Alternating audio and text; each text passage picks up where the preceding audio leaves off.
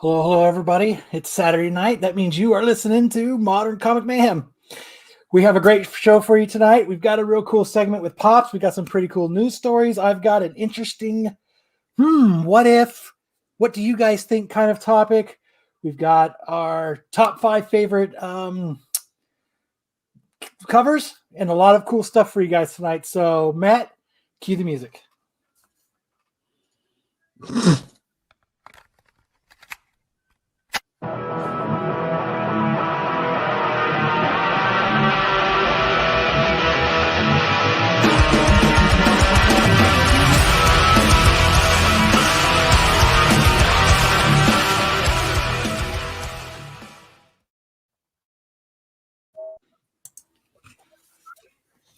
Welcome to another edition of Modern Comic Mayhem. I'm your host, Kyle, and tonight my cast of characters is Matt, the awesome producer. That's me. Solo Wookie, the guy who thinks he knows stuff about Star Wars. Once in a while. Corban, the only guy who goes to the dentist on a Saturday right before he does a live podcast on YouTube. And we just had my buddy John, who just has really bad internet, I guess. He'll be back on in a minute. He's going to be doing a real cool thing about pops. He's a huge pop collector. So buffering. So welcome, everybody. I'm glad you guys can all come and hang out with us on this Saturday night. I figured I'd start this episode off with a couple of my pickups, a couple things I picked up in the last couple days. I figured I'd show off a couple books.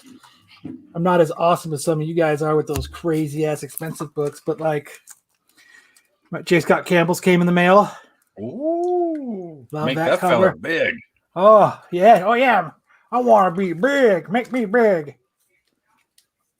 Okay, I got my J. Scott Campbell. Hello. Nice. Hello. I love that cover. It's a good cover. I got another J. Scott Campbell. Hello. I like that J. Scott Campbell's sending them in Mylars now. I mean, that's pretty freaking nice of him. Thanks, Jay. That's super dope. Did he sign them for you? No, he did not. But I do get the cool. I do get the cool sticker on the back. He could have been nicer. Double signature. Get that double signature. As mostly I picked up the second printing of ASM 55, which is pretty cool. I like that it's red. Get that blue third printing. Right. And I wanted to give a shout out to it's one of the groups that I'm in, comic book collectors. They do witnessing signatures and stuff like that, but they had a connecting cover Tyler Kirkham that they were selling. Sweet. Look at So that. I thought that was actually pretty darn cool. Cool. So I went and picked them up. So I thought that was an awesome pickup. Shout out to those guys. Those guys are pretty cool dudes. And that was cool. I don't ever win nothing. And when I got there to pick up my books, he was like, "Oh yeah, by the way, you won." So I actually won a Tyler Kirkham that's dope. black and white. Yeah, I was actually the winner. Like every time you bought something, he puts your name and he writes your name on a Post-it and he drops it in, and at the end of the show he somebody wins a prize. And except for being the awesome, cool guy that I am, that don't be so excited that you won. Like your enthusiasm just can't be controlled right now. Let's freaking tone it down already, all right? Yeah, I know. Guys, I'm sorry. I never win anything, but I got this really cool Batman black and white book. It was cool. So I showed up and he's like, "Yeah, and you won." And I was like, "Fuck, I never win shit except." He wants everyone to be all excited about introducing him, and it's Kyle. But he's all like, "I kind of won this book, it's pretty cool." There was this one time on the interwebs when I never win anything, and I never won. Shout out to this comic book group that I never win. You guys are cool. Just it was pretty another cool. rain cloud. Less Eeyore, more Tigger, bro. Let's go. But no, it was pretty cool. I actually won. I was pretty stoked about that. So Solo, quit blowing in my ear, bro. What the fuck? But I just wanted to show some cool little pickups that I had. So I had an interesting topic that I wanted to bring up to you guys. And this is one. Yes. Yes, I got a topic. I'd love to bring up to you guys. No, what was the question? I kind of wish Marco was here, and I kind of wish Brian was here as people that sell online, like on eBay and stuff. I would like to hear their side of this. That's why I was hoping that. But of course, the two people who sell aren't here tonight. But so I was in the land of Facebook. I was looking through all the comic book, all the comic book groups, and a guy came on and he was bashing a guy from his eBay. He had bought something off of eBay and he was bashing the seller because he thought the seller was in the wrong on something. Yes, Corbin? No, I was laughing at the Lopez is saying hello to Corbin. What's up, man? How's it going? Sorry, that was horribly timed, Kyle. So what happened was he bought a couple books and he didn't read the description. He didn't look at the pictures. He didn't see. He just thought it was the deal of all deals. So he swooped him up and bought them. When he finally got them, when they finally shipped them and he got them and he opened them, they ended up being true believers. He didn't see that in the posting. So he thought that he should be able to return them because it wasn't really what he wanted, even though he didn't actually read the description or look at the pictures. And he thinks that the seller denied it and said, no, I sold you exactly what I said it was. I was good to my word. So this guy went on and he went to the Better Business Bureau. He went to eBay. Do you think he should be able to get a refund just because he said, oops, my bad. I didn't really read the description. I didn't really look at the pictures. Well, they can't hear you, Chad. No. I'm pretty sure that was a clear nope, no way, forget it. That's a buyer beware situation. Man up, say, hey, you know what? I did this. I got the wrong stuff. I wasn't paying attention. That's on me. Suck it up. Be a real human being. Like, admit your own faults. We all make mistakes. I have a hologram book because I didn't read the description. I didn't go back to the seller and say, hey, you know what? This isn't the book that I thought. It's the hologram, and you have only one of the hologram pictures on there, even though it clearly states in the title, hologram. That's on me. I'm an idiot. So the book he bought was a Star Wars book. It was a Star Wars. What is it? I'm not a big Star Wars guy, and I'm even worse than Marco with names. But what is it? Star Wars Canaan? Canaan, yeah. Canaan? K-A-N-A-N. Canaan. The Last Padawan #1. So he bought those, and they were actually true believers. So he thought he was getting them for a great deal because I'm assuming that they go for a decent price on eBay. Isn't it normally if it's too good to be true, it is? You should probably look at it that way. So if you thought you were going to scan someone and get a deal and you got burnt, that's on you, buddy. So they're dollar books, but I mean, Canaan #1s, even the true believers are going for like what, $2 or $3 now? I mean, that's fine, but it's not like you're missing out. Like, it's still a decent book. Suck it up. Keep the book. Look, what's that? Hulk 181 True Believers is going for like $25 or $30. I mean, it's a $1 freaking book. Second appearance of the Honey Badger. I mean, it's a book to keep and hold on to and whatever. Who cares if it's True Believers or not? No, the guy should not get his money back. That is. I mean, I would say yes if it didn't say True Believers in the description, or they had a different picture of the actual first print book. DJ Maxwell says, everyone makes dumb buying mistakes like a dozen times over. Got to own it when it happens. Absolutely. And I did it too. I did it too. I was looking for, I thought I drank one too many Crown Royals. No, Kyle. No. Come on, Kyle. But I was on, this was a few years back, and I was trying to find a Walking Dead issue number 2. And I saw it. It was like $7. My heart started beating, and I was pretty drunk. And I was like, "Fuck yeah, buy!" And as soon as I paid for it, man, I looked at it. I said, "Oh fuck, it's the Spanish variant." And I was like, "Shit!" But I didn't want to go on. I didn't try to get a refund. Never drunk shop, man. Agreed. That's- Agreed. The only thing we're Never drunk shop.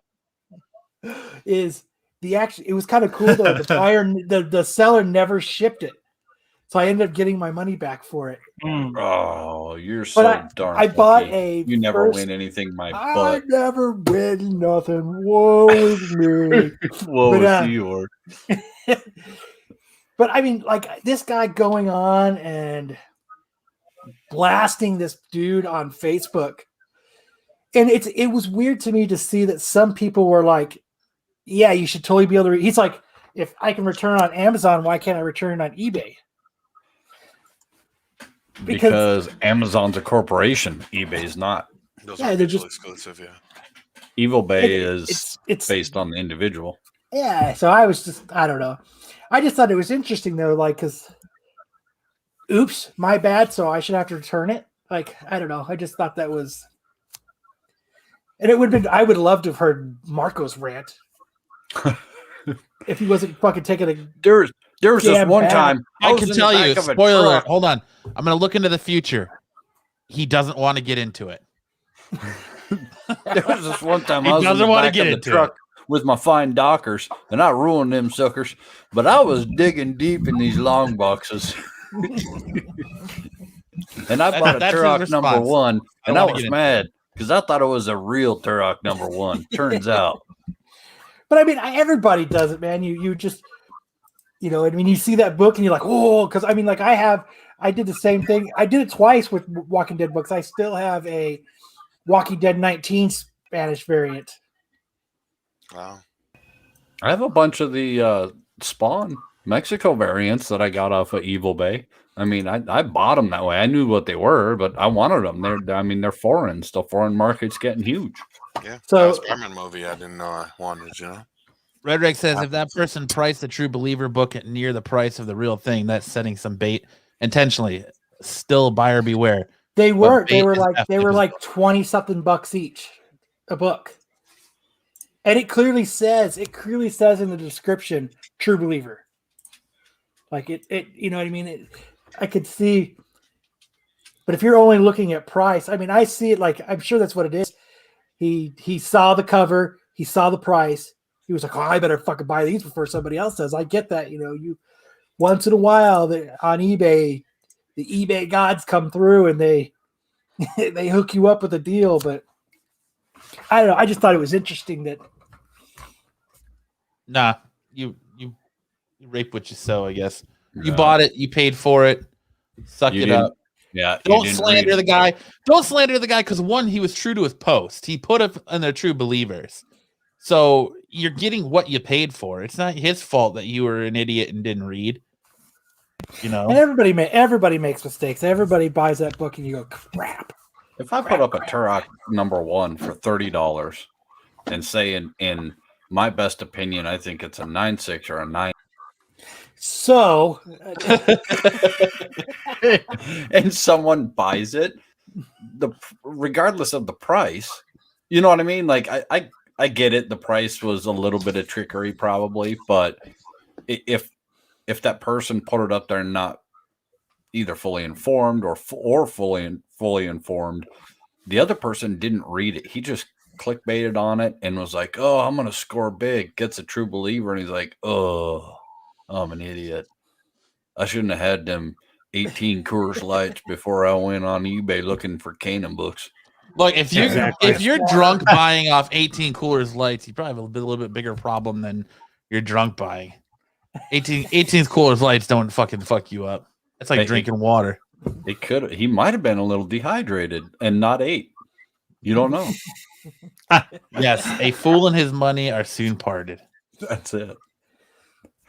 But hey, if you guys are like this gentleman and you want to drink away your sorrows of buying poor choices and not reading eBay descriptions, why not play our drinking game?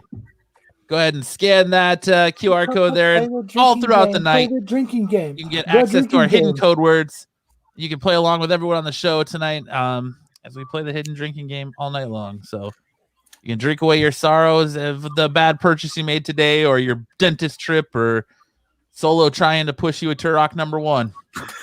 You should drink away all those poor memories. Play the drinking game. Maybe at the end, towards the end of the show of the drinking game, you could go onto my eBay site and do a little drunk shopping. There you go. Oh man, I got something for everyone. I got a Turok #1. I got a. So, do we have news topics? Do you have news topics this week? Which one would you like to get into first?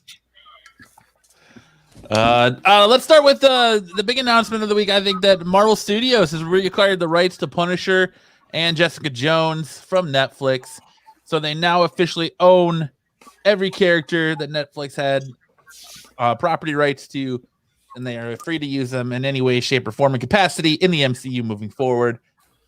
I think you're going to see Jessica Jones pop up in She-Hulk, but the first one you're going to see is definitely going to be Matt Murdock in Spider-Man 3. Excited. Yeah.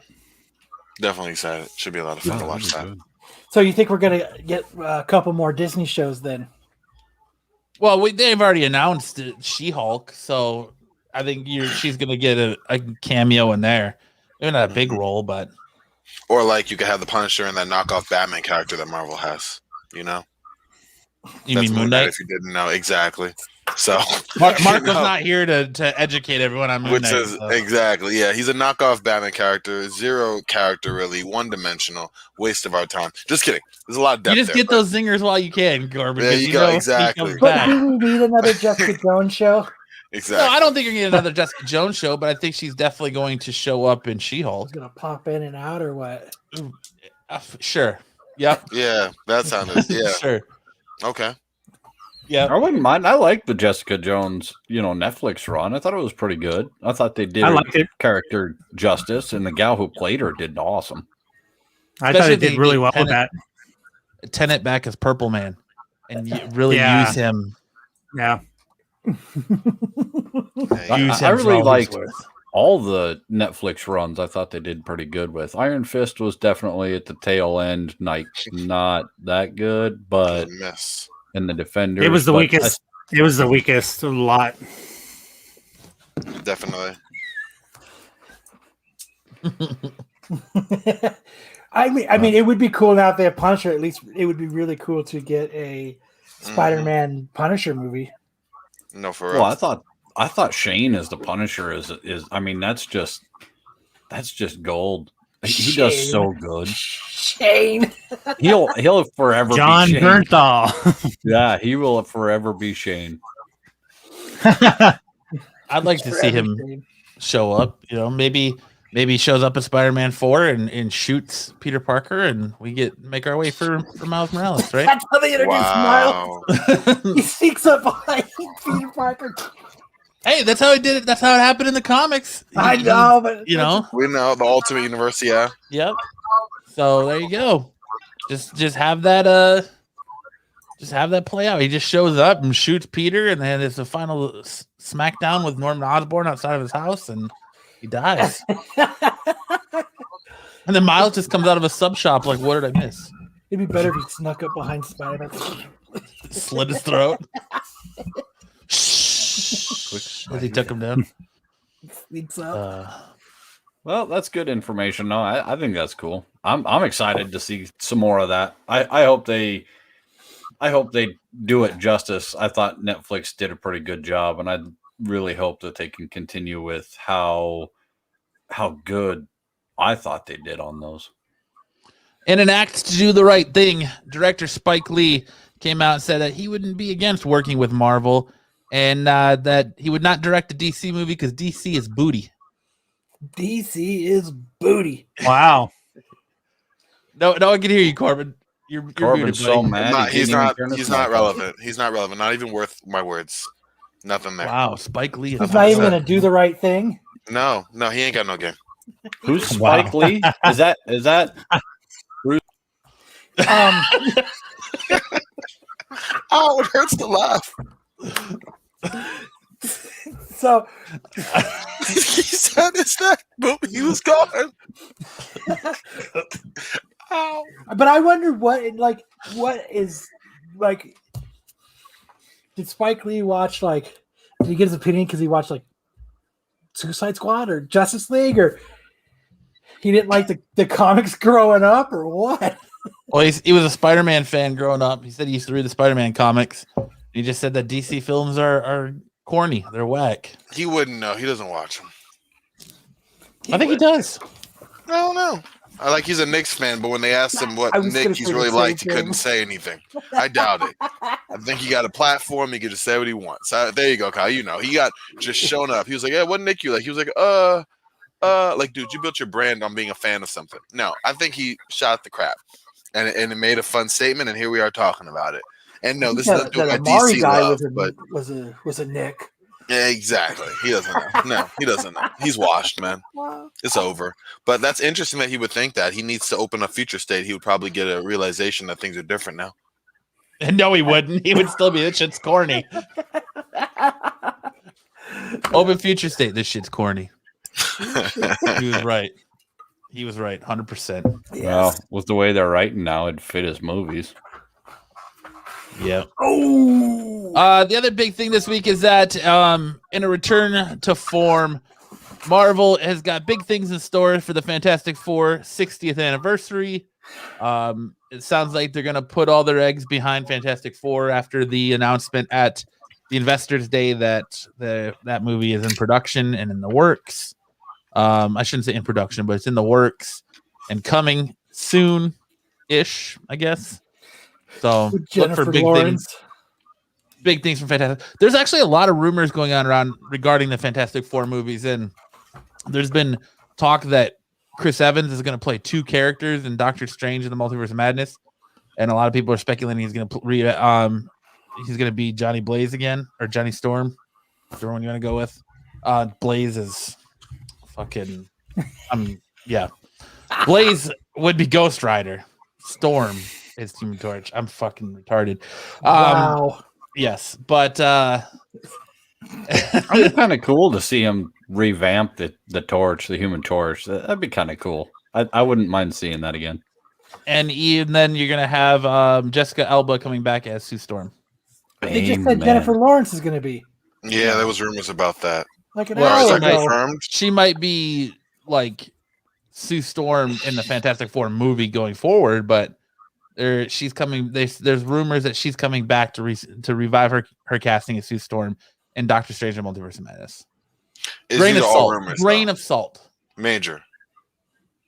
I get you on that. I don't know. Jessica Alba's pretty hot though. Jessica Alba is hot. You know when she was the hottest was that movie fucking Idle Hands. Oh no, Sin City. Oh, when she was wearing that angel costume. Mm-hmm. Oh, I bet you had an idle hand watching. Hold on, I'll be right back. Sin City. She did good. I liked her in Sin City. I thought Sin City was really good. Yeah, and the way she played that character was well done. I thought she nailed it. You wouldn't want to see Jennifer Lawrence? No. Really? No. I watch anything she's in too.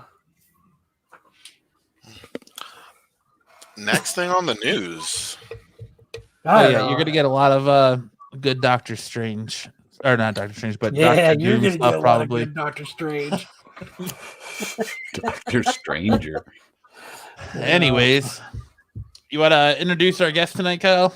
Yes, sir. Since we just blew through those topics, They were quick and easy. so They were. why don't you introduce yourself, John? Tell everybody a little bit about yourself here on the channel. Do you want to introduce our guest, Kyle? Yeah, sure. Of course Let's I go ahead do. and introduce yourself. I'm gonna pass it off immediately. well, first off, can you guys hear me? Yes, sir. Yes. Okay, all right, cool. You should All right, make him big so I can hook my papers on some of them pops that he's holding behind him there.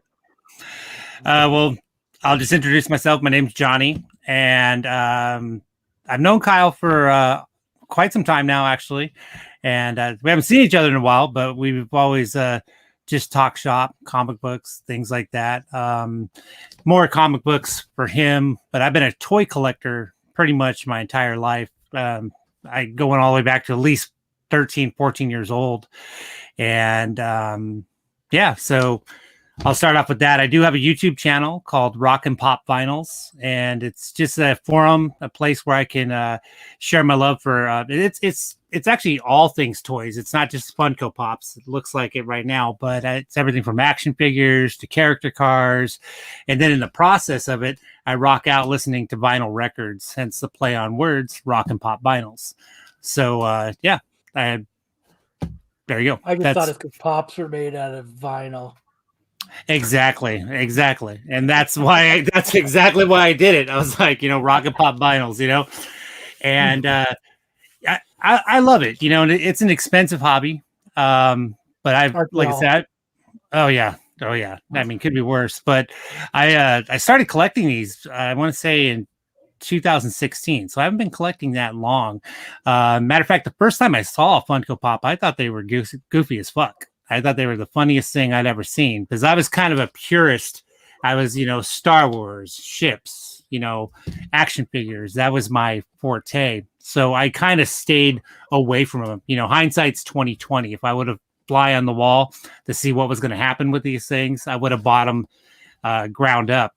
Matter of fact, the first time I saw them, I was at a comic book shop in Seattle at the Pike Place Marketplace. And these things were all along the walls in this comic book shop. And they were only $10 a piece, but they weren't selling. They were covered in dust.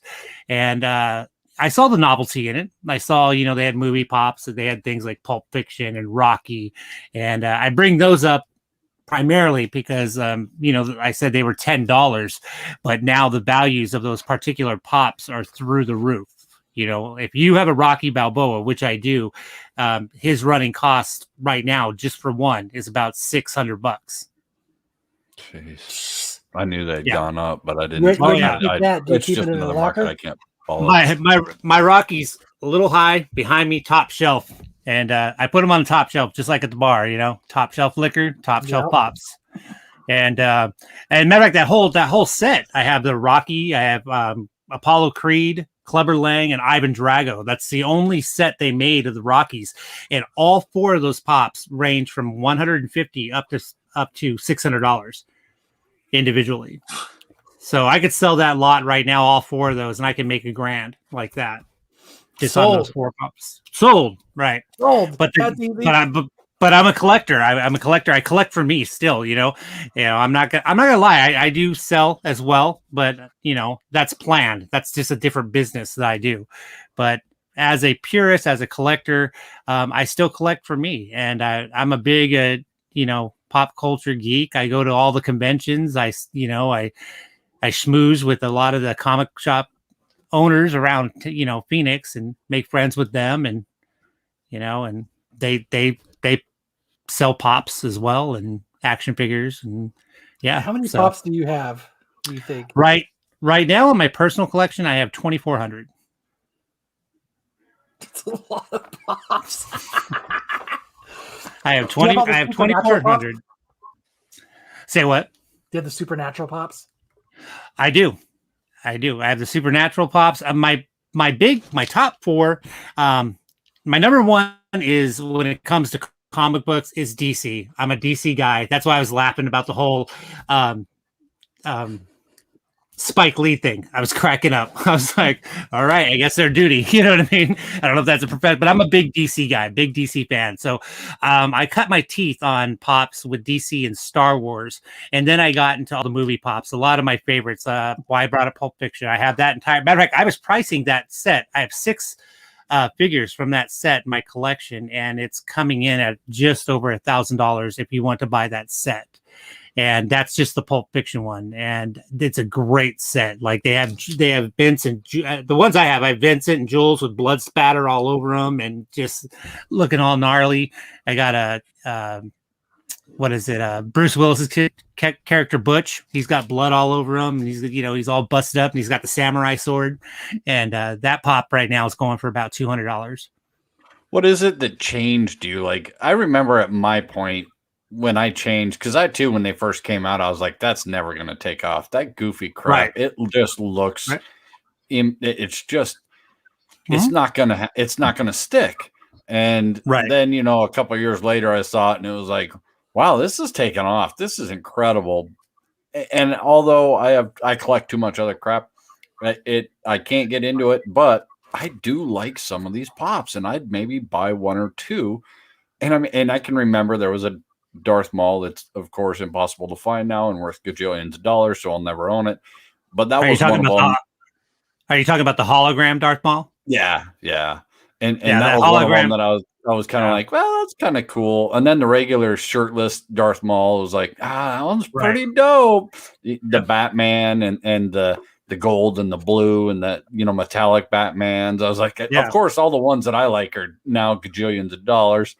The Marvin the Martian and his dog K9. I love those. And I remember at that point, my turning point, like going, hey, some of these are actually pretty darn dope. What was your turning point? Like, at what point were you like, maybe I should get into these? It was Christmas of 2015. My future son-in-law, he bought me a pop for Christmas, and I could tell he was kind of trying to relate to me on my level. Like, okay, this guy's into toy collecting. I learned that from my girlfriend. And so he knew I like Star Wars, so he bought me a Kylo Ren pop from The Force Awakens. And so I unwrapped it and I looked at it, and of course I still had the same opinion I did the first time I saw it. I thought, man, this is goofy as all hell. But then I sat there and I looked at it and I was like, actually, this is pretty articulate, everything from the molding of the hair to the scar on his face to the lightsaber. And so I took it out of the box, which I never do because I'm an inbox guy, but I had to kind of just get because I was convinced this is the only pop I'll ever have in my lifetime. You know what I mean? Like, and I'll be nice to my future son-in-law. I'll be like, hey, thanks, buddy. And it didn't pop. I was in Seattle. I was on, if you guys remember what FYEs are, they're not hardly around at all. But I went to this FYE and they literally had just mountains and mountains of pops. And the first thing that stood out to me was I saw a John Bender Breakfast Club pop, And so the pops started hitting like all the feels of stuff, like you said, the stuff you like. I love 80s movies. I love Tarantino movies. And they started surfacing. So then I became the collector. Like, okay, I'll buy one or two for me. Kind of like you said, I'll buy a couple here and there. And then they went nuts with Batman. And Batman's like my guy. You know what I mean? I was like, oh, well, I got to have that one and that one and that one. And then it just snowballed. It snowballed. It got crazy. And then it became a business. And then as with anything you collect, if you keep anything, and I don't care what it is, in pristine condition, someone's going to want it, which now puts a value and a want on it.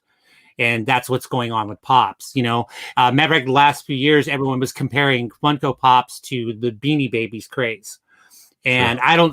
I could see how you can initially see that, but the Beanie Babies didn't keep on evolving. Where the pops, as long as media is out there and they're creating movies, they give Funko a platform. Yep. You know what I mean? They give them content. Like, Kyle reaching out to me, Yeah. So we got a listener. He's like, is there a way to tell what print run the pops are? Like, is there certain editions of pops? Like, yeah, I'll use this one as an example. This is my V for Vendetta pop. Now, this pop right now, this is actually a fairly expensive pop. This ranges anywhere from $60 to $100. The problem is there was bootlegs out there. That's another topic I'll get into. But there's bootlegs out there. Anything of value, they'll find a way to make a fake version and put it out there. But bootleg pops. Yeah, bootleg pops. But what you want to look for is on the bottom of the pops. Actually, this is actually a bad example because this one is one of the first ones they made. It's got this really old school Funko logo on it. But I'll use this. General Grievous here. This General Grievous they make Funko cases, huh? Yeah. They do. I didn't know that. Yeah, especially ones of value, you're gonna want to keep them in a hard shell case. Yeah. But your pops are gonna have a stamp. It's either gonna be like an embossed stamp that's gonna reflect the month, the year, when it was made. You can go online immediately and find out what any pop is, like when the first one run was. Say, for instance, this one here was in 2016. They just recently did a reissue of this pop about a month ago. It was a mild run, and unfortunately, because they decided to do a reissue, it hurt the value of this pop. It actually brought its value down because this pop was off the market for about. Actually, it went off the market from 2016 till now, so it was off the market for 5 years, and it was a very mild run, so it caused its value to go through the roof. This pop last summer was about $200. Now it's about $135. But they will all have a sticker or an imprint on the bottom to tell you what run it is and when it came out. If that helps. Hey, will you take it out of the box for us? No, he won't. And what was that? Let him. No. That's not going to happen. Rick wants to know if he'll take it out of the box. Nope. You're thinking we're all drinking. Let's take him out of his comfort zone. Nope. Now, if I have a double, sure, but I don't have a double. But I'll tell you what, it's fun. I love it, and I still collect action figures too. That gets me in trouble as well. I've got to a point now where I now have an online store through a app. It's called the Whatnot app. And I actually sell pops on there, and I'm not looking to make a fortune. I'm actually just trying to kick the money back into what I do. So, you know what I mean? Make some money off what I do and kick it right back into just kick it right back into my habit. And that way I'm not hitting the actual, funds and stuff. So we have a question from the chat. Want to know what's the deal with the Caterpillar pop from Alice in Wonderland? Well, the Caterpillar pop is coming out. It's part of the Emerald City Comic Con release that it's actually going to be, I want to say the beginning of March. I'm not sure if it's going to be through Fun. What I mean by through Funko is they do what's known as shared exclusives for these convention pops. They do like a big release, and the Caterpillar is part of that release that's coming up at the beginning of March, and everyone's kind of clamoring for it. And I think it's going to be a widespread shared release. And what I mean by shared is they'll pick a vendor, say, perfect example, Target. They'll say, okay, Target's going to be our outlet that we sell the Caterpillar in. Funko released the list today. So you can go on to funko.com and they have a list of actually all the shared pops that they're going to release for the Emerald City Comic Con. And the Caterpillar is on there. Now, unfortunately, there is 4 pops that are convention only. So you actually have to be at the convention in Seattle to get, and that sucks. And then they do a lottery system for that, where it's a lottery system to where you get a ticket to where you can get a guaranteed place in line to possibly buy those pops. Well, that's better than the online with all fighting bots and everything else, though. At least. Oh, yeah. I mean, that makes it a lot harder to get them, but at least it's a more fair system than online with all the bots and all the people that are just sitting there and getting them all. Well, what Funko did is they went ahead and they had people like myself go onto their website, and you can actually become a certified member. And then what they do is you have to be a certified member by a cutoff, and they will send you an email with a private invite now to go in and buy when they go live, which they did this year. Yeah. So the bots, I mean, not saying that it's going to happen. I mean, bots get through no matter what. Sure. But they're definitely going out of their way to help at least try alleviate and make it fair, give people a fair shake at it. Because I mean, last year and the year before that, it was a debacle. I mean, they're like, we're going live, and we're talking the shit was sold out within a minute. And I mean, I'm not joking, like a minute. They just wiped out, and then they turn around and they flip it on eBay or Mercari or whatever it is, and for hugely inflated amounts. Yeah, we saw that problem with a lot of the new Star Wars toys that were just released after that. What a joke. I mean, you never even got the Darth Maul or anything because the bots bought them all up in a minute. So, yeah. Well, it's gotten to a point they're trying with that. To fight it. They're trying to curtail it, which is good for them that they're doing that. And it's kind of like, I mean, they could easily just be corporate fuckers and say, hey, man, we just want the money. And they could easily do that, too. But they're actually going out of their way to at least help the consumers. And like with myself, I'm still a purist. I like to go out and do the hunt. I like to actually go out and I luck out still, because there's nothing more satisfying than when you walk down a toy aisle and you catch the clerk unboxing it and putting it on the shelf. What was it? There's a couple things I can think of that are a little bit more satisfying. Well, yeah, but I mean, no. I know. That was a perfect example. Let me see if I still have it here, because I just finished recording a video for my channel. But here it is. Yeah, so I walked into Target a couple weeks ago, and I literally walked down the aisle when the guy put this on the shelf. Oh, nice. Yeah, he literally put it right in front of me, and I was just like, "That's going for a hot penny right now." You know what I mean? Like they were going like that. Oh, and he goes, "Yeah, they only put 2 in the box," but I literally walked up on him. He put it on the shelf. I said, "Thank you very much. I'll pay regular retail," which I did, $19.99. Awesome. And I got people going, "I'll give you $100 for that right now." And I'm like, "No, I bought it for me." You know what I mean? So I'm still that collector. That's awesome. That's awesome. Yeah. All right, I gotta ask, man. That vinyl behind you, that old school Misfits is dope as hell. Like I haven't seen that album in a long time. How much vinyl you got? I'll be honest with you, with vinyl, I don't do vinyl like I do my toys. I literally, in order for me to have it on vinyl, I have to purely love that album. I mean, I don't buy to buy. I'm not there to go, hey, I'll just pick that up on vinyl. I don't do that. It's got to be an album that is just a must-have. This is one of them. And matter of fact, when I do my Rock and Pop Vinyls videos, I play a new record every episode, and I'm doing it in order. So I'm in the M's right now, obviously with the Misfits, but I just finished up Metallica, and the only albums I have on vinyl are up to And Justice for All. I won't buy anything past that. You and I are friends. You and I are friends. Good sir. Right. You are a good man. Yeah. I'm not going to buy load or reload on vinyl. It doesn't hit me like that, and it's not worth my money. But, like I said, that's why a load of shit, literally. But I buy with those, it's a must have. I was listening to State of Euphoria by Anthrax the other day, and I bought it on vinyl, and it's one of the best buys I ever had in my life. The album just kicks ass. Sounds just as good as it did when I was, 15. But to answer your question, I have about 400 albums on vinyl. Nice. So, nice. They're starting to see a lot larger collector market with the vinyl, which is, I tried to stay away from vinyl just because I collect too much crap already.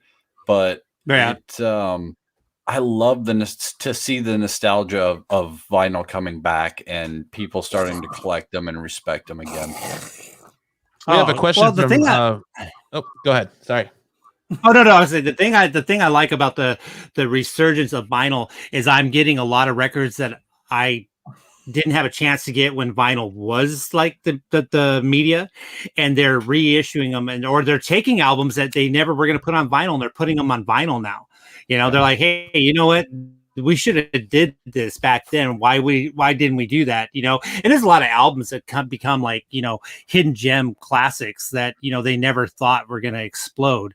But anyway, so they're releasing records now that I wasn't able to get when I was younger on vinyl because they didn't want to put it on vinyl. They said, "No, we're just going to put that on cassette or CD." And so, it's cool for me. Well, and a lot of those classic ones that were on vinyl, they were not printed on vinyl heavily. The P-Cells right. Who's Buying was one of them that was very limited run. A lot of those Megadeth, they didn't put them on vinyl a lot because nobody was buying vinyl. Right. And Megadeth actually it's funny that you brought that up. They're my number one band. They're my favorite band of all time. Who was that? You are my lost brother. P-Cells and yeah. And of course, when I was able to get Rust in Peace on vinyl, one of my favorite records of all time. We could hang out all day long. We could hang out all day long. I'm just letting you know that Solo Wookie just fell in love with you. You now have a lifelong best friend. Okay. Well, I love you. Down. Hey, Megadeth, right there. What was a question in the chat? There was a question. I think I missed it. I apologize. Yeah, from Red Rick. He says, "Is there some sort of previews version of Pop so you have an idea of when new ones are being released? Kind of like previews magazines for comics." Preview. I think we stumped him. Any previous pop that you have an idea of what new ones are being released? Yeah, actually, the with the preview ones, I know they have a couple coming out. I just haven't put my finger on them, just because with what he's asking is that there's a line of there's previous pops, and then there's very limited edition pops that Funko makes that they don't release to, say, Hot Topic or Target or Walmart. They release actually specifically for comic book shops. Like we'll use Samurai as an example. They make a line of pops that only Samurai will sell. And it's a dry run. It's very limited. Matter of fact, the last one I bought was a Dwight Schrute pop from The Office. It was the one where he was dressed as where he thought he was an Avenger, but they only made that for the comic book shops. And they have the two lines. They have the custom or the special edition pops, and they have one called preview exclusives that are usually available to, you can go to like I said, you can go to Samurai, or you can go down to what's that collector's marketplace over in 20th Street in Indian School, and they'll have them there. And so, unfortunately, I haven't been paying attention to what's been coming out with that. I'm sorry about that. You can look it up though. I mean, they'll have it. Do they have? I was trying to see if I had a good example.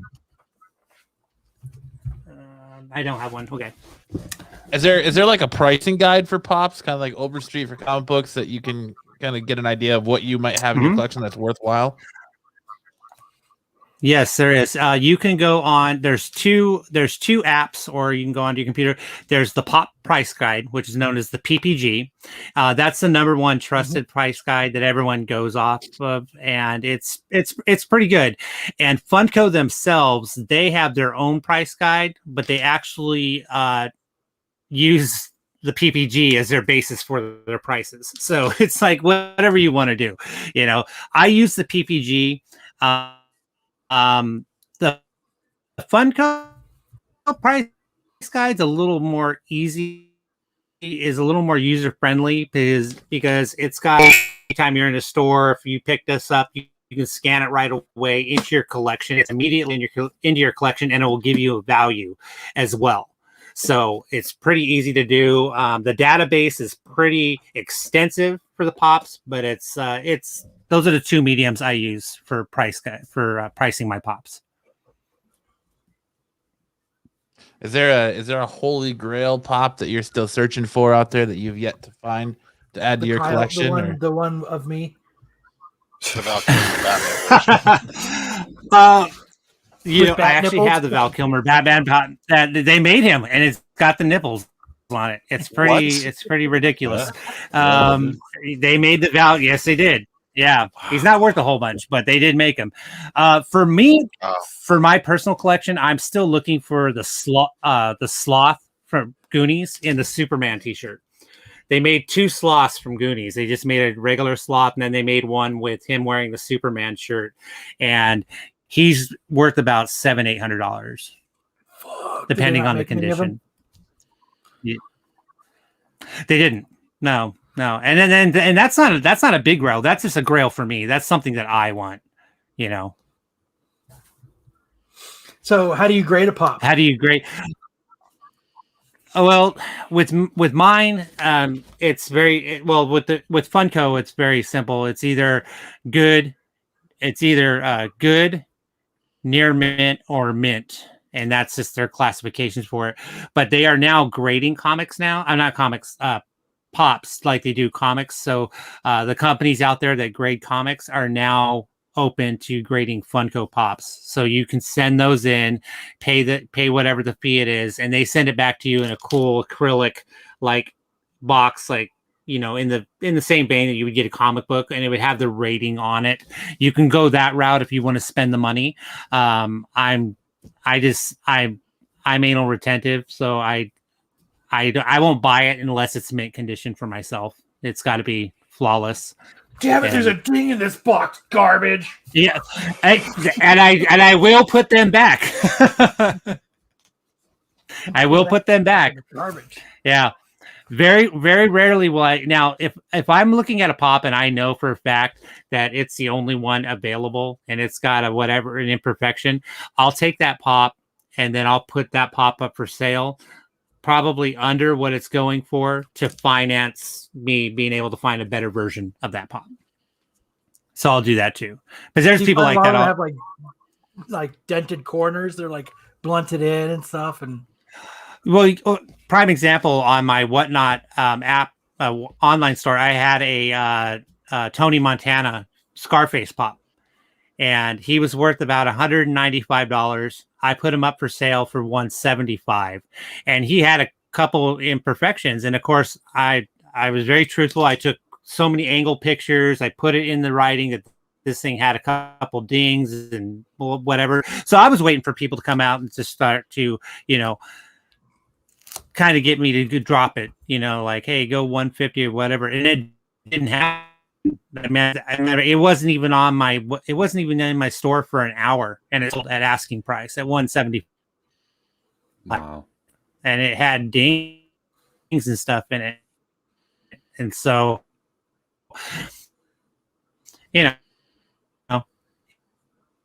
it wasn't for me.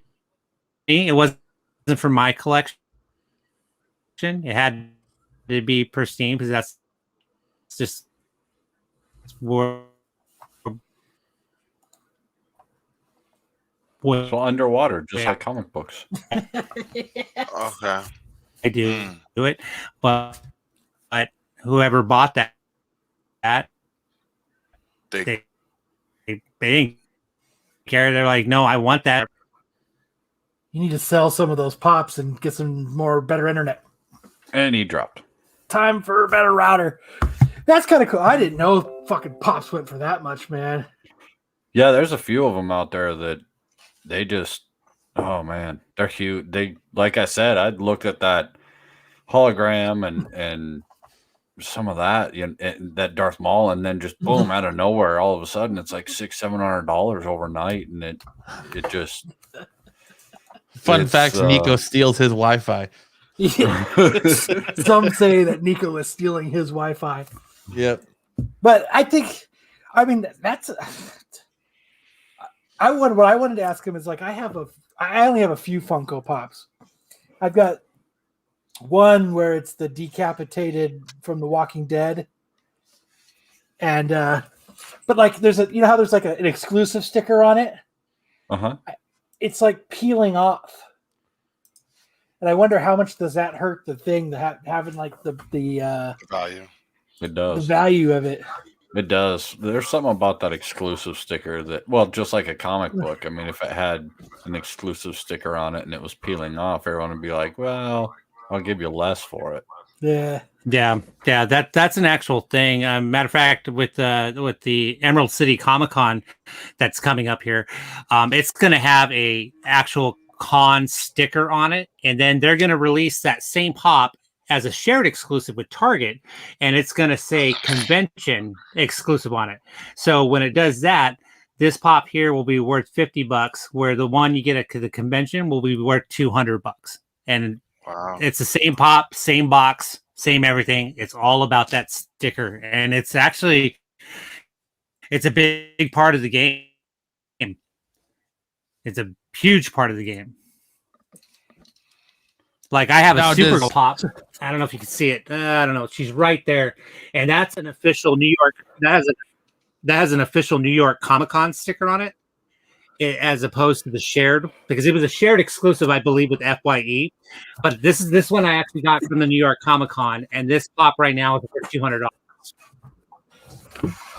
See, so like it's all because of a I have sticker. The Herschel one. And see, like my Herschel one, see how it's all coming up? Oh, yeah. Oh, that's a good one. That's a good one to have. San Diego Convention one. Yeah, you go ahead. Peeling up. Yep. And it's just you can doing knock it on off. You can knock off $300. You know what? You should just give me that Herschel, because it's not even worth anything. Throw The way this that sticker's motherfucker in the peeling. garbage. It's worth negative $25. That particular convention too. That 2014, a lot of those pops are through the roof. I from that same convention, at the same sticker, I have the bloody Vincent Vega from Pulp Fiction, and as of this morning, he was $510 for that pop. But it was from that particular convention, so that Herschel is actually still worth a pretty penny. You could easily unload that, but you probably love it, right, Kyle? I do. I actually traded the what was it like? When did we go? The first year we went to San Diego Comic Con, Matt. It was 16 or 17. Yeah, I want to say 16. Yeah. When they had the Negan bats, and I actually bought the Negan bat. I traded the Negan bat for this. So I think I got the better end of that deal. Oh, wow. So, oh, yeah. Absolutely. Big time. So where can everybody find you again? They can find me on YouTube, Rock and Pop Vinyls. And I've been on there I just had my 2-year anniversary.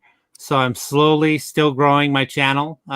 This year I've decided to really focus a lot of time on the channel. I was only doing 1 video a week, and now I knew that was probably hurting my algorithm. I was releasing 1 episode every Sunday night, and now I'm doing 1 episode every Sunday night, and then I'm following it up with 2 out in the wild hunt videos. So I actually film myself going out and hunting and what I'm looking for and why I'm looking for it.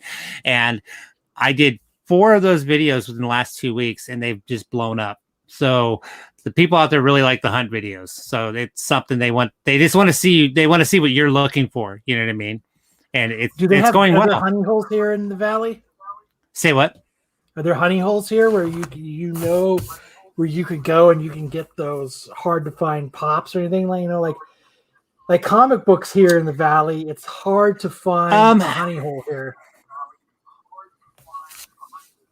Right. Yeah. I mean, I have favorite places I like to go. Like if it's mom and pop places, I like to go to Collector's Marketplace. Like I said earlier, over on 20th Street in Indian School. It's just a good place to get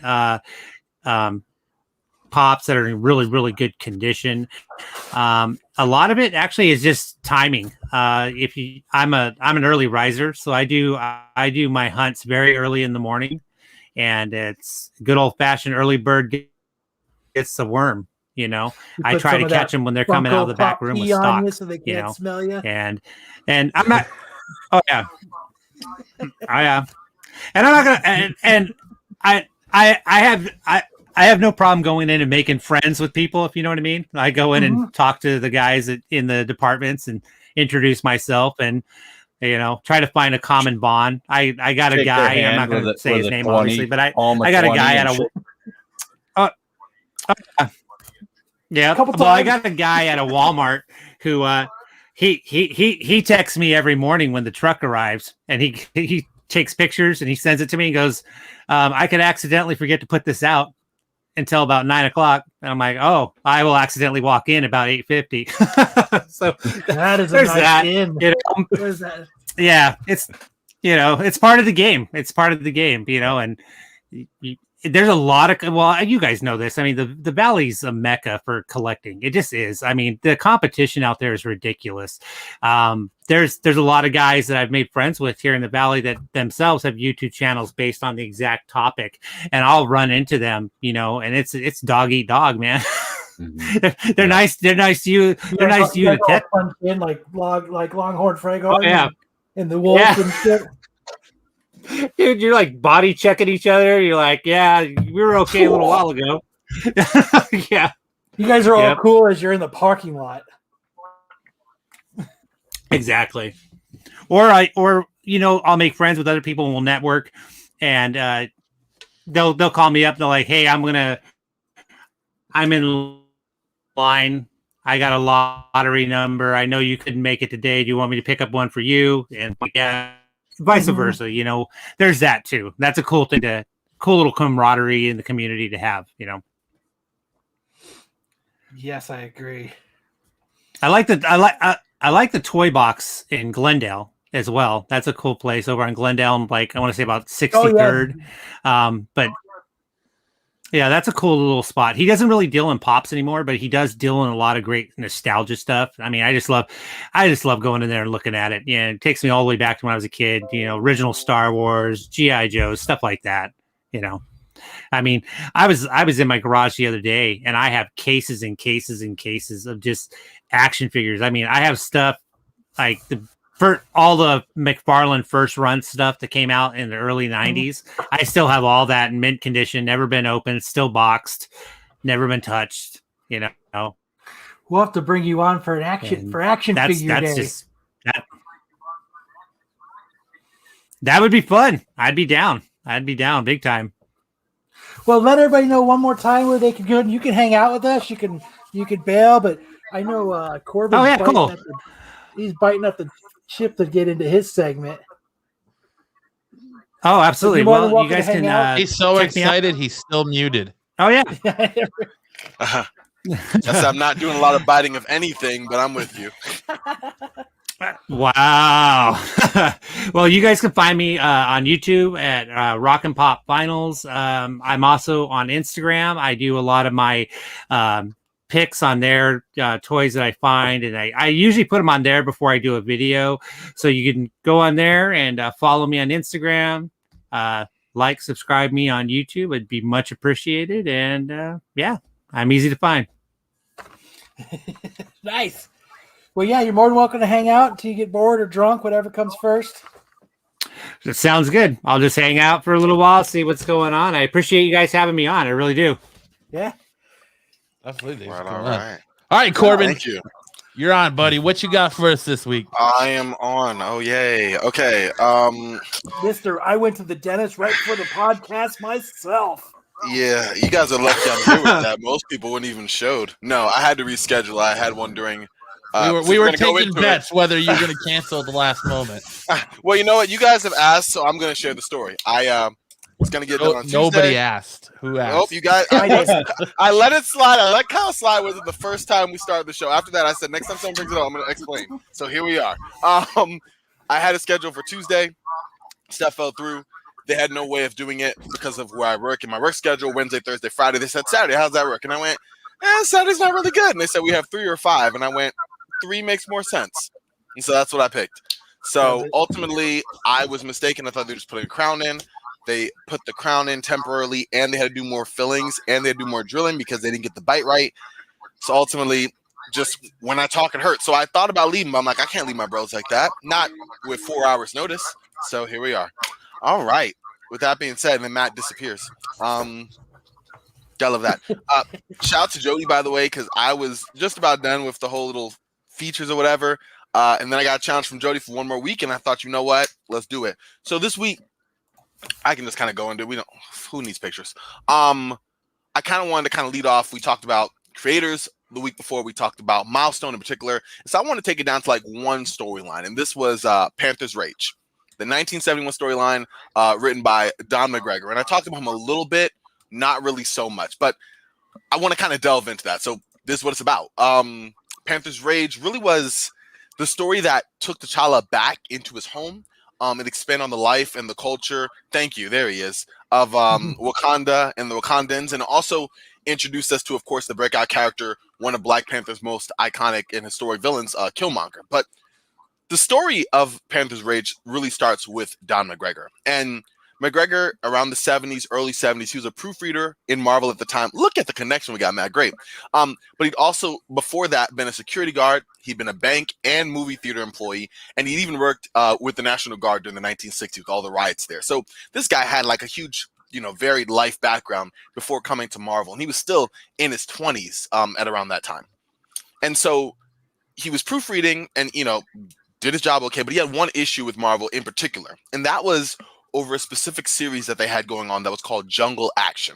And so the series, its contents, it was really just primarily reprints of 1950s tales about white people in the jungle. So you had Jan of the Jungle, you had Lorna the Jungle Queen, you had Tharn the Magnificent.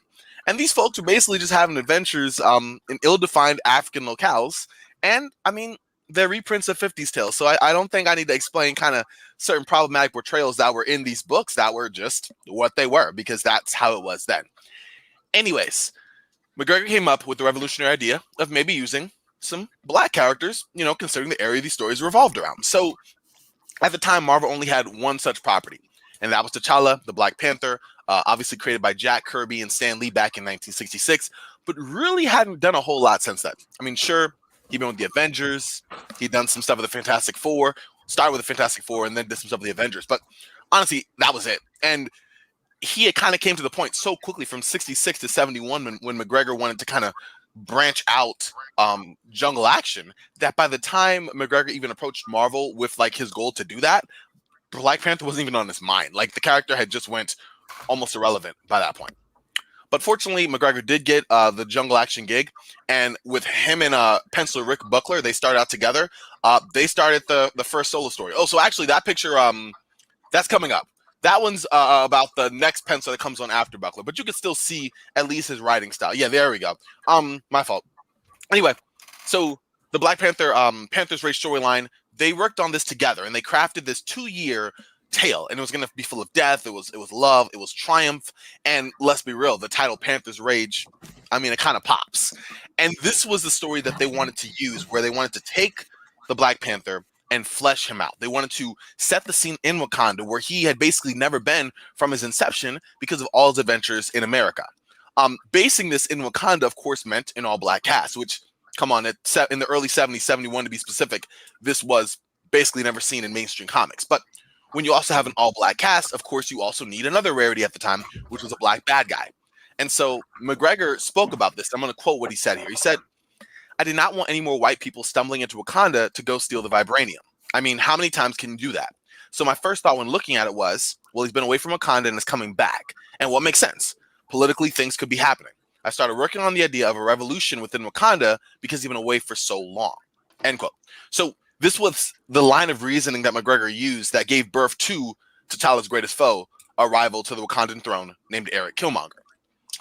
Now, McGregor and Buckley, they wanted to convey a racial and historical component with the straps and the whip. If you look at how Killmonger's designed, basically how he was in the early part of the film. And as McGregor put it, I liked the idea of the spikes, and it really just gave not only a sense of power, but a sense of the legacy of violence in slavery. That kind of historical root that was already implied and lied there, but kind of bringing more to the forefront through Killmonger, although not explicitly just put out there.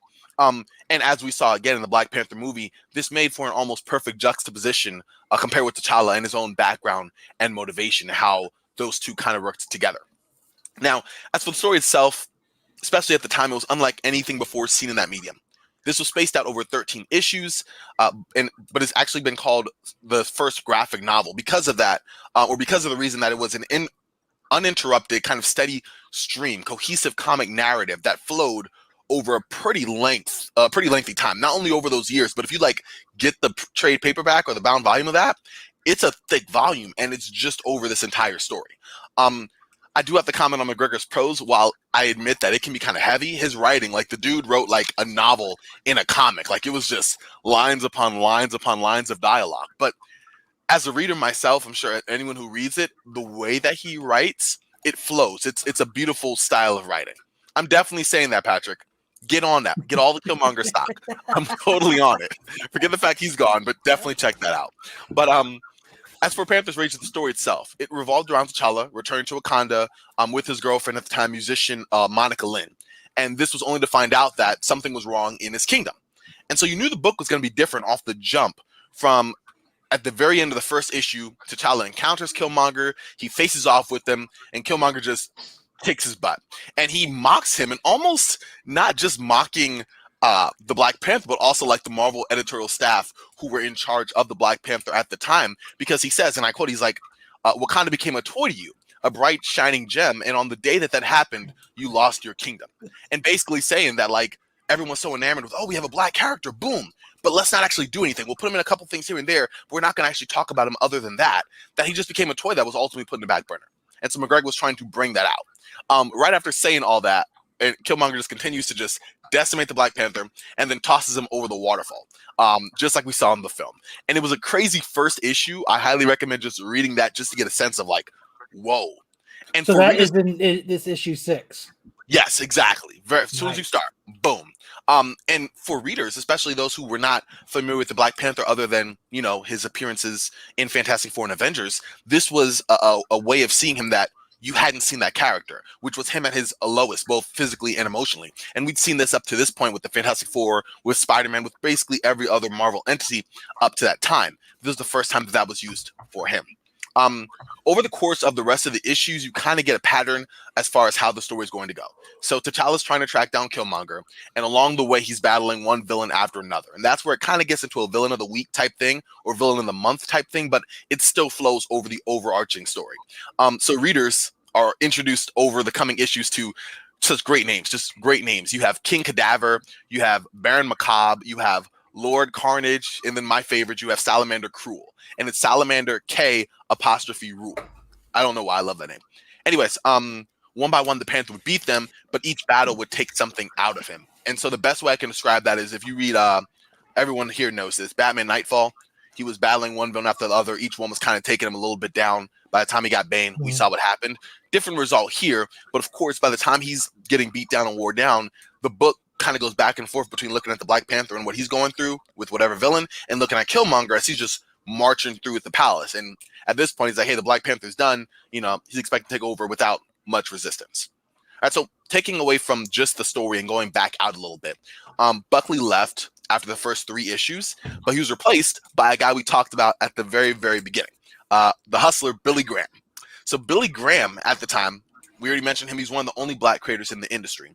And legendary penciler Gil Kane would pop in and out as well. He did a lot of work with Spider-Man, a whole lot of others, 60s, 70s, 80s. But Graham was the real man. And as you can see in this panel here, his layouts and action sequences at the time were unlike any other. And when you pair that with the way that McGregor wrote, you have such beauties as that page where you get kind of the writing going a certain way. You see the sequences of Black Panther. It just works perfectly. And they had a great team. They actually had a spot next to each other at a point where they were working and able to kind of correspond with each other on the regular. There's an old school picture of them back then. Also admire Billy Graham's style. Jeez Louise. But anyways, I can go on and on about just them and the story, but I just want to close out really by saying that Don McGregor doesn't get a lot of attention for Panther's Rage. Not only he gets a lot of attention for the book now, but not so much for what he did historically for the character. You have other writers for the Black Panther. You had Christopher Priest, you had Reginald Hudlin, we have Ta-Nehisi Coates. All these guys have gotten a lot more attention, but I think Don McGregor, and just being, it's not black or white, just a normal writer coming in, trying to flesh out a character, give some more historical perspective, he made his mark. Panther's Rage didn't sell a whole lot back then, which kind of led to its conclusion eventually. I mean, the story ran down, but it was kind of dwindling sales up to that point. McGregor kept writing comics, even returned to the Black Panther in the 90s for like a one-off type deal. But honestly, for my money, McGregor was the first great Black Panther writer, and Panther's Rage is the first great Black Panther story. Oh my God. Whoever called him out last week and said Corban can't do it 3 weeks in a row. Shout out to Jody. I told you. I appreciate y'all. But yeah, thank you, Matt, again for working with me on these pictures. I appreciate corresponding. Repeat. We got it. We made it happen. I hope it was informative. I hope you guys enjoyed it, but thank you. Whew, the Kobe Bryant of comics right there. He's the Chicago Bulls. 3-peat. That man knows and the triple. That's awesome. That man knows his stuff, man. Thank y'all. Ladies and gentlemen, if you're in the chat right now and you're having a good time, make sure that like, subscribe button. So, anytime anyone on this channel goes live with all our great content, so you can get more knowledge dropped on you like that right there. And you can get it every Saturday night right here on Modern Comic Mayhem from that man right there. That beautiful, beautiful man, Mr. Corbin Ford, dropping that 3-peat on you. Fadeaway jumper. With new crowns and everything. Man. I appreciate y'all. Thank whoever called him out last week saying he can't do 3 in a row lit a fire. Jody, where you at, Jody? I'm looking for you in the chat, Jody. Ooh, man. So I think before we actually get into comic book reviews, I think Solo's got a little bit of some Boba Fett to talk about. You guys want to talk some Boba?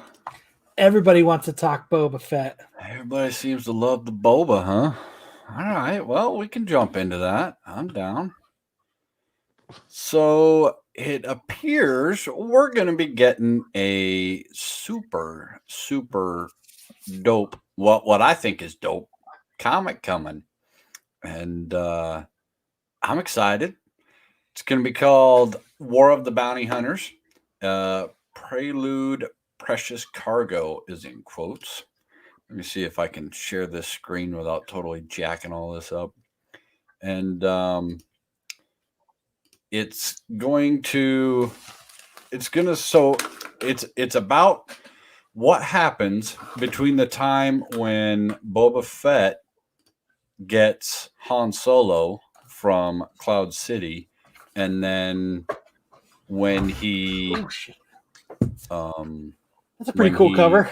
Yeah, when he delivers Han Solo to Jabba, and it's going to be a 5-book mini-series. Before you get into this, do they have a Jabba the Hutt and Boba Fett pop? They do. They have several. What's the best one? Does it look like that? I don't think so. No, I'm just playing. No, I mean, I still like the original one, but I do have they did make a Boba Fett with Slave 1 pop. That's pretty awesome. I have seen that. That is super dope. Yeah, it is way cool. So the book is going to come out in May. Is that right? So the writer is Charles Soule, and the artist is Steve McNiven.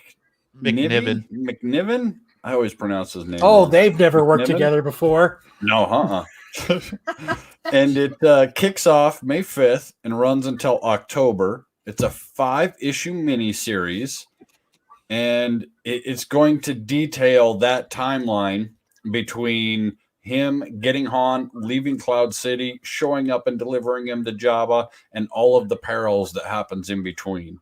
That's what that's going to be about? That's fucking cool. Yeah. So it's going to have some super... I mean, the artwork in it, in my opinion, just looks super kick-ass. Well, you can tell by the stars that ship is going fast.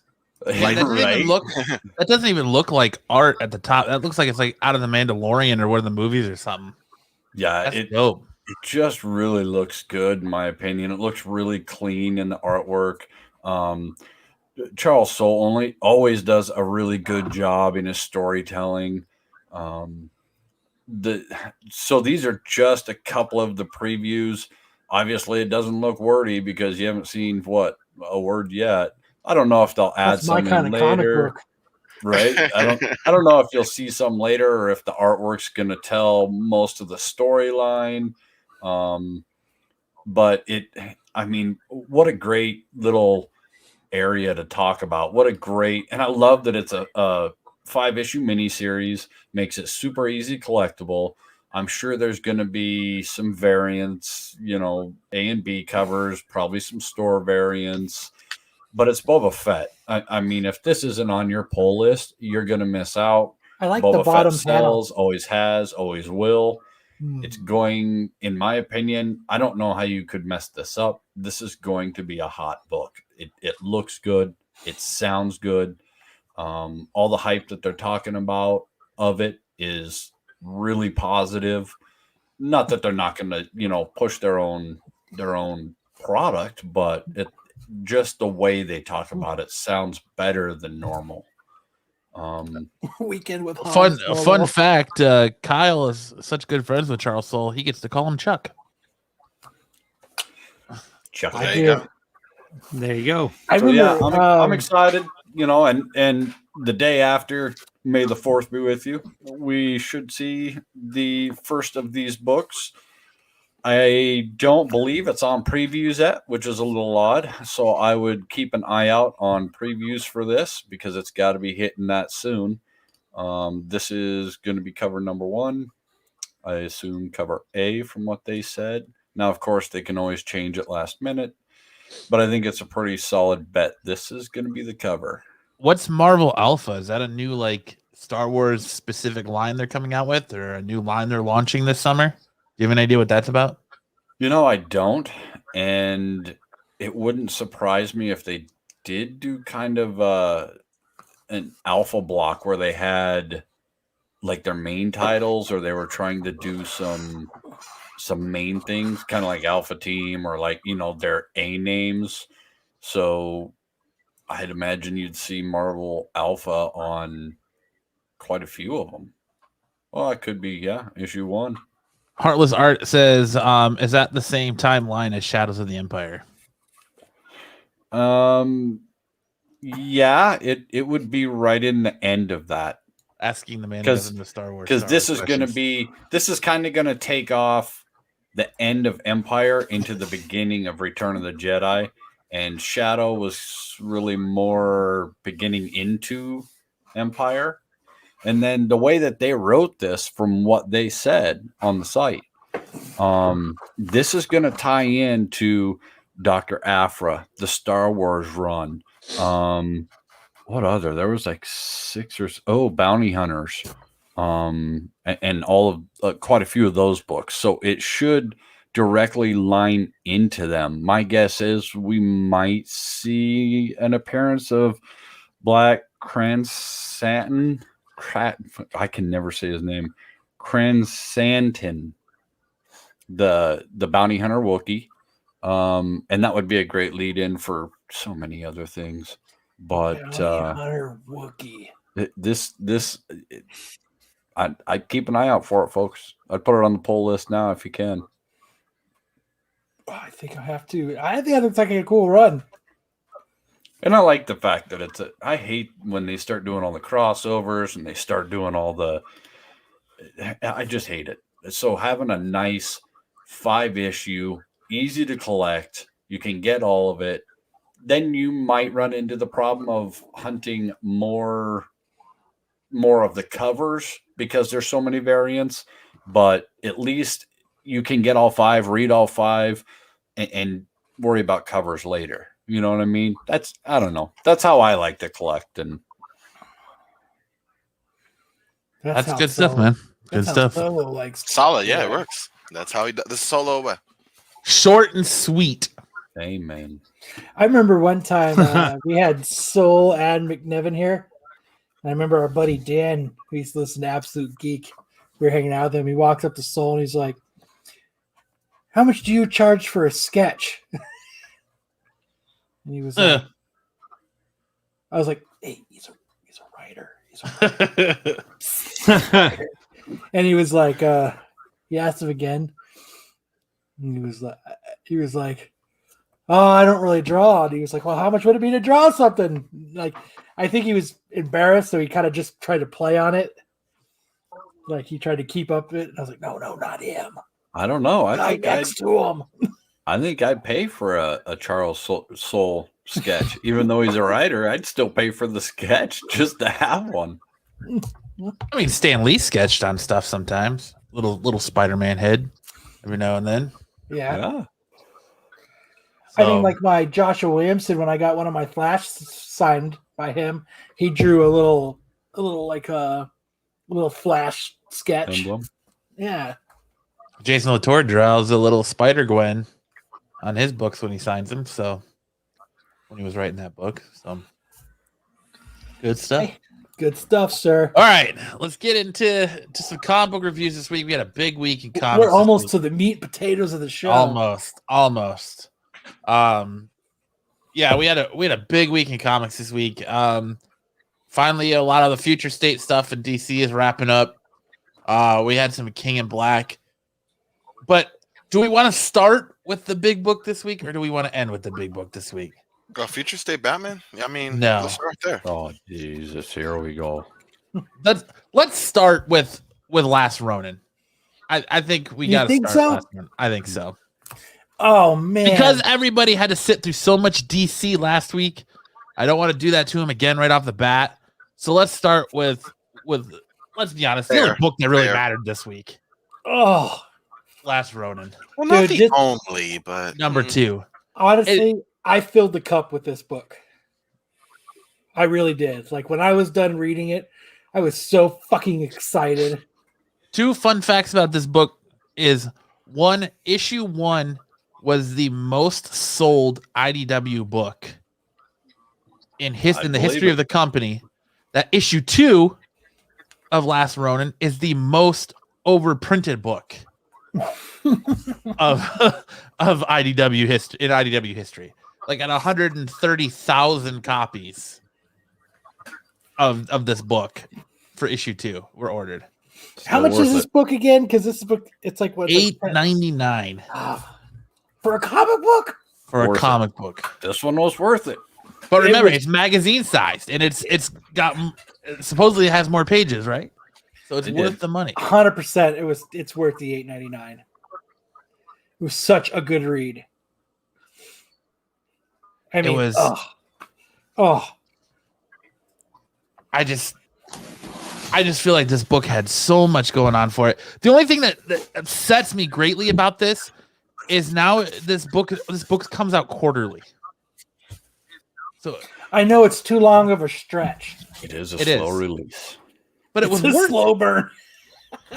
It's a very slow burn, but it was kind of worth it though, because it was a nice surprise, and it was like, it came out and I was like, damn, man, like I was kind of fizzling on it. I was like, Last Ronin, no one's going to care about this book if they keep delaying it. And then issue 2 came out, and I was like, man, I'm wrong. I'm 100% wrong. I'll admit it right now, because issue 2 it just got me stoked for issue 3. Yes, I'm like, what are they going to do for issue 3? Like it's. Oh, so we get into it. It's it does it wake it. Oh my god! Kyle can't even talk about it. Dude, it's so good. But it wakes up with, it starts out with April. And she wakes up. She ain't got no arm. She ain't got no leg. She had a rough time. She got battle damage. She does. I love the callback to the original Turtles movie, the second time around in TK Thor. Love it. She's married to Casey Jones. So it's a lot of this issue has a lot of back and forth. There's a lot of the past and then present. So it's going back and forth. That's what's going on in this book. I called it a lot of explanation and a lot of build up and a lot of entry to the backstory that is building the Last Ronin story within itself. But I thought the way they did it was just exceptionally well done, because they didn't just Quentin Tarantino and go all the way to the back. They show you more like Pulp Fiction, and they give you little clips of the back, and then bringing you to the present, and then the back and the present. I thought it was really easily understood, and well done. If you remember Last Ronin 1, we got to the end of it where Michelangelo was waking up. April revealed that it was Michelangelo. Some people may or may not have argued a comma in the sentence that could still put it to be Raphael, but it's definitely Michelangelo, and this is kind of sealed the deal right here. This is sealed the deal that it's Mikey. And Solo and I were talking behind the scenes one day, and I was like, he showed me the cover for this, and it had issue 1 on it, and I was like, I have a feeling the rest of these books are gonna be, you're gonna see how each individual turtle dies, and that's kind of freaking awesome. That's kind of what you're seeing here. Is Michelangelo you're reliving each, Raphael's triumphant, in my opinion, triumphant end. Yes. In this book. So you got April and Casey are talking about what I'm assuming is Thanksgiving dinner, and the turtles are late and they're not showing up, and then Raphael comes blowing through the door. Well, what makes you say Thanksgiving? I just thought it was dinner. Just the turkey. Thanksgiving. Oh, yeah, just the turkey. I think she says something about Thanksgiving in it too. The turkey with all the fixins on the table. Fixins. But Raphael comes through the door screaming about an ambush and takes out dinner. All fucked up, dude. He is bloodied up. It's badass. I like how Casey Jones grabs the bat right away. Ambush. Woo. Yeah. The other turtles come in with Splinter all banged up. Like, it's just such. I love the flashback back and forth. You see April waking up, and someone said earlier you get a nice shot of her getting out of bed with arm and leg missing, and you do. You tell she went through some shit. Yeah, and it's bad. Splinter's Splinter. Bleeding out on the table. All the turtles are kind of just going crazy. All pissed off. It's all, oh man. Yeah, and Raph is pretty much going to do what Raph does. He's getting ready to go on his own like solo walls to walls. Yeah. I'm going back. I'm going for blood. I'm gonna fucking fix this. This is it. This is what I'm doing. And by the time they even realize it, I think Raph's already gone. And then Leo's like, shit. The big thing to keep in mind is at this time there was a truce between both clans. Mm-hmm. And the Foot clan broke that truce by ambushing the turtles as they were coming out of their lair to go to Thanksgiving dinner. And that's what you see here is they got ambushed by the Foot and they pretty much just wrecked shop on Splinter, and the rest of the turtles just made it out. Leo was kind of staying back behind for the assist to make sure they weren't being followed. But here's that shot of April getting out of bed, putting on her fake arm and leg. Dude, I can't wait till they show like the battle because it's got to be coming up within issues 3 or 4. Yeah, they talk about her losing, big too. Her getting hurt in some kind of explosion. So, and it's something that involves Leo and everybody. Casey, so Casey. Well, so you see her screaming, asking for a little help there. You got Casey's duffel bag and mask in the background. Golf clubs. And then it kind of cuts forward to Michelangelo making tea, and he's having a conversation with his brothers. You know, kind of Force Ghost in a way, as he's trying to light that pilot. But at one point he gets mad at Raphael and even just says, like, it's your fault. Like, if you weren't a hot-headed asshole, you wouldn't have ran in there and we wouldn't have had to come after you, and none of this would have happened. And he's like, isn't that kind of what happened in the movie too? Yeah, a bit of a hothead, and they had to... And Michelangelo's like, I've had enough of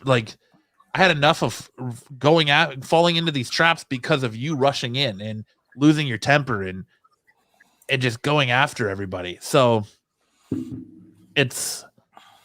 don't know. It was just such a good story. You kind of continue out with the tea a little bit here, and then it goes back to the Raphael, and this is where you get into the good stuff. Is you see Raph just kind of charging in, and I love these shots of him jumping from rooftop to rooftop and in front of traffic and people noticing him, and then he has zero fucks to give right now. Yeah, he's out for blood, and what he's gonna do is it's on. It's fucking cool. He gets here, and the Hamato Foot clan, the Foot and Hamato clan have been broken. Blood has been spilled, meaning the treaty has been broken, and kind of like, Turtles 2, Raph rushes into the Foot compound in the junkyard, and he just starts wrecking shop. Dude, he is fucking everybody up. It's great. I love that shot there of him charging just through the Foot clan and kick dudes in the face and zero fucks to give. Yep. Destroy the beast, and he screams back, "Bring it!" And he's fighting to the bitter end, man. And he very much has that vest on that he's got in the main IDW run as of right now. Mm-hmm. So that's really cool, and he's still just going through that fight, and he's just getting more beat up. And I love how much blood is in this book, and how this is very much like old school Turtles. Like, it's very much like a lot of very old school Turtles style. I mean, that's kind of what got me into the Turtles was they had two things. They weren't afraid to show the true grit of it. Go ninja, go ninja, go. In the background, you always saw, Anthrax spray painted on the wall, or Megadeth, or one of the new hit bands that were out, which made it very relevant into the day and very authenticated. Because in my mind, as a Colorado native, that's what New York looked like. In the alleyways, you'd see all the graffiti of band names, or Joni Loves Chachi, or whatever the heck they were writing on the walls. But and just the gratuitous, the blood and the violence, and then we're gonna take them out of the original old school Turtles. This book just felt so good like that. This is one of my favorite panels in this book. Right here, as his final fight is about to start, where you could tell through the panels you saw he fought his way, but you could see right here that he went through hell. He's got an arrow through his calf and in his arm and in his shell. His one side is bloody and the other one's got a little bit of blood on it. And you get hell back, and he's at his final battle, and you know that this is his final battle. Looking at this panel, you know that this is it. And he takes a sword to the chest right off the bat. Oof. Yes. Damn. It goes back and forth though. Like he still puts up a fight. Like he's even got a sword in his side. Like he's not giving up, man. He's still just that adrenaline is pumping. Yep. And he's like, this is where he goes full turtle. He's like, you missed. It's my turn. He's gonna take it to his turf, jumps in the water. They're struggling back and forth, but she takes his blade, his katana, off of his thigh and just jams it in his throat. Not a katana. That is a sai. It is no, it's not a sai. That's exactly what it's called. That's a sai. Yeah, that little or a kunai. I would call it like a kunai looking thing. That's a sai. No. That's not what she grabs. That she grabs it right here off of his leg. That's not a sai. That's her. That's a sai. That's a fucking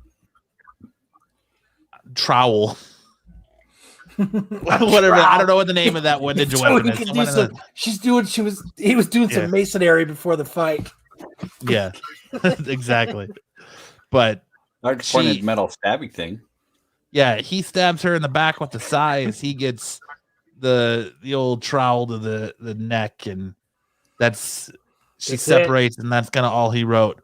I feel like this is a powerful shot right here in the book. Oh, yes. Bloody side just falling into the water. Yeah, it's brutal. So to everyone out there that thought that Raph was the last Ronin, yes, it's an incorrect statement. It's how many people lost out big on that Michelangelo? Well, I'll ask you, Solo, that Michelangelo Christmas special, thinking that it was going to be Raph, and it's not Raph. Title of that cover on that book is Michelangelo, is it not? The Christmas story is, yes, but I don't think that backup story is. Yeah, I thought the story inside of it was alluding that it was going to be Raph. Because he had the one eye patch, the size. But I got mine at a really good price anyway. I bought them for me. I didn't really buy them for resale. That's all that matters. And then so she's cooking him food, and he gets the big reveal. He starts asking, "Why didn't I die when I jumped off the building? I should have died." And she basically says that his mutation is he heals faster and he's gotten bigger and stronger. Yes, large kunai knife. There you go. I prefer trowel at this point. It's a trowel now. Fuck it. Yeah. But April calls Casey breakfast, and he's like, "Wait, what? Casey's still alive too?" And then you get the big reveal. Casey Jones and April. And so if a daughter is named after the dad, it's not Junior. What is that? No, it's still Junior. Is it? I thought Junior was more of a male. Junior was only for males. Yeah. Yeah. No, you can still have a junior daughter. In fact, in the end of the book, they refer to her as Junior. Casey Marie Jones. Fucking masculine, dude. And she's ready. She's ready to go with Michelangelo to fight and kick some ass with part of the resistance. You see the current head of the Foot Clan training his troops, getting ready for the next big fight. I like that when he's like, "This is what happened to the last person that didn't figure it out." Yep. So just more talk about the fight, the resistance, and she talks about how she's training, self-training. It's she's been building up to it, and she collected all of his. She made sure to get all of his weapons, which was cool. I thought she made sure to scavenge them all up, so I thought that was actually kind of cool. I don't know if Casey Jones's middle name was Marie, but that's what they named the daughter. So she's named after her dad. Probably first name. I'm sure she has a different last name, but I don't know. She has a different last name because she's a different dad. Yeah. But even she talks about seppuku, which is odd. Well, and he has all of those on him, and he is about to do himself off when he passes out, and that's when she follows and finds him. Mm-hmm. Yeah. So that's when she picked up all the fun toys. So then she picks up that's Splinter's book. on all the different styles of martial arts. And I mean, I did. To be fair, I did get very like. I like this part that he went on like fight himself solo. I have to find myself and get away. I like he had to go see snow for the first time because he went on a spiritual journey of healing. Call it that. I just thought, I didn't know if this was more like when they did this, it was more of like the old school drawing feel to it instead of more of a new school feel. Yeah. But he goes through, go ahead. This is that part that really gave me that throwback to the Michelangelo Christmas special book. Just because it's drawn very the same way, obviously, because it's a throwback to the art, but even a little bit of the story and everything in there, because it's just a memory lapse in the Christmas special too. So it really, whether it is or isn't, is up to the reader. But that's a lot of the feel that this gave me.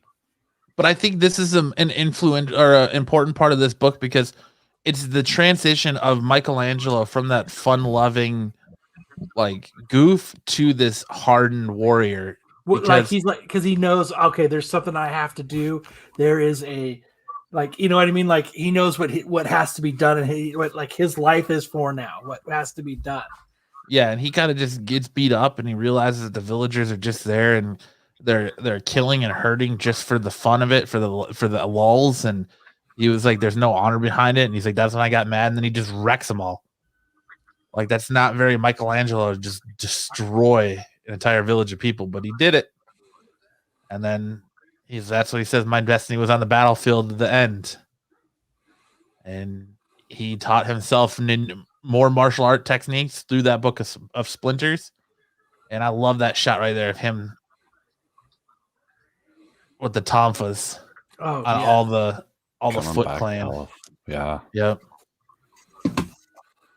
His training reached its end, he went back. Seeing the all that throwback part of seeing the Eastman art, I thought it was cool having that. Yeah, really I like the how he wrote no peace on the final page. Because he knows, man, they still got work to do. Yep. Well, it was because until he kills the head of the other clan, there is no peace. Right. What he says in there. It's not that they didn't want a truce or that they weren't following the truce. They just knew eventually the truce would fall out because the other clan's not going to, that's not their style. And so until they're gone, there's no peace. In the next issue preview, it looks like we're going to see the fall of Leonardo and Casey Jones. So brutal. What a great issue, man. Thank you, Joe. Yeah, just to see the Eastman art is cool. That's what I. Yeah, absolutely. Yes. But man, now to see Leo and Casey, that what happened, I don't know. I think it's great. I thoroughly fucking enjoyed this issue. Yes, it was a surprise book for me. Like I said, I had kind of soured on it after the first issue being so long, and I was like, and this issue getting pushed twice. I was kind of like, I don't know, man. I don't know if I'm gonna pick this up, but I'm so glad I did because it was a surprise, and just seeing Raph go out the way he did was worth the price of admission. Well, and I think the next books we see are only going to get, bigger and better and more in depth. And I think fucking better. Solo. The story, the way it's coming, is just, I'm excited. I'll wait for it, and I'm not a slow burn guy. What do you want to do next, Kyle? I don't care. King in Black. Let's go. King in Black. Let's do King in Black. King in Black.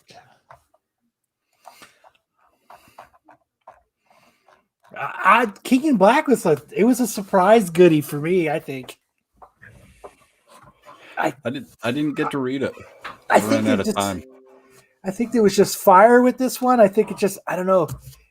It reminds me of how people write when it's time to write the Joker. How it's kind of like a muse, and it's kind of like it's just as good. And I think this is what Donny Cates is having with writing King in Black. I think it's just one of those great flowing issues. It's just or series. I think it's just great. Yeah, I agree. This issue specifically, this was like the fastest read of a Marvel book I think I've ever had in a long, well, if not ever, but in a long time. Just how quickly I like blew through this book. Mm-hmm. I think I'm gonna have to go back and just pick up all of them to. I mean, really, it's only in issue 4. It's not that far back. Yeah, no. How many issues? How many issues are there in this King in Black? Do you know, Kyle? Just the 4, and this is the 4th one, right? No, there's more than 4. I think there's 5 or 6. I don't know how many this is, but I was pleasantly surprised on this one. Heartless says he only got this for the Demon Days preview. There we go. Go ahead and take us through it, Kyle. So this one starts out with Dylan, which, dude, I hope they take Dylan and I hope they make him into something badass because he's powerful. We're not quite sure what everything that he can be, but it's going to be big. And where this starts out, it's kind of like Noel is kind of, they're going back and forth, and he's kind of like trying to tell him to join him, and he's kind of like be with me. I think he's trying to con him so that they're actually, because I have this feeling that he knows Dylan's power. And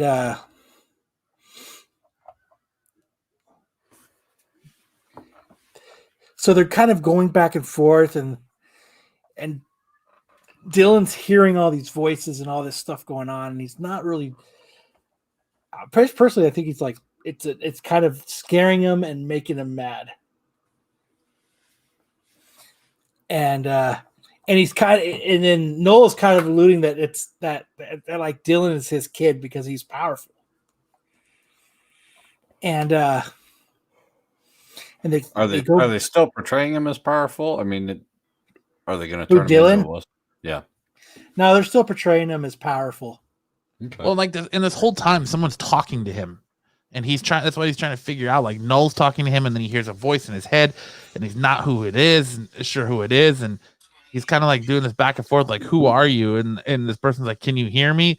And she's kind of like coaching him through to like, totally tune out Noel and not listen to what he's saying, and just kind of, listen to her and focus on her and to free everyone he's got trapped there. Like she wants him to break free everyone. And Noel's kind of like, come with me. We're going to burn the world to the ground. And he's very much planning to kill Dylan. Like there's no question about it. He wants to kill Dylan. Yes. And Dylan's kind of like, I got this. And he remembers, my dad. He remembers, you know what? You fucked my dad up. So he grabs him. So what he's actually told is he needs to get a hold of him, and with Dylan's power, he's going to be able to fuck up Noel.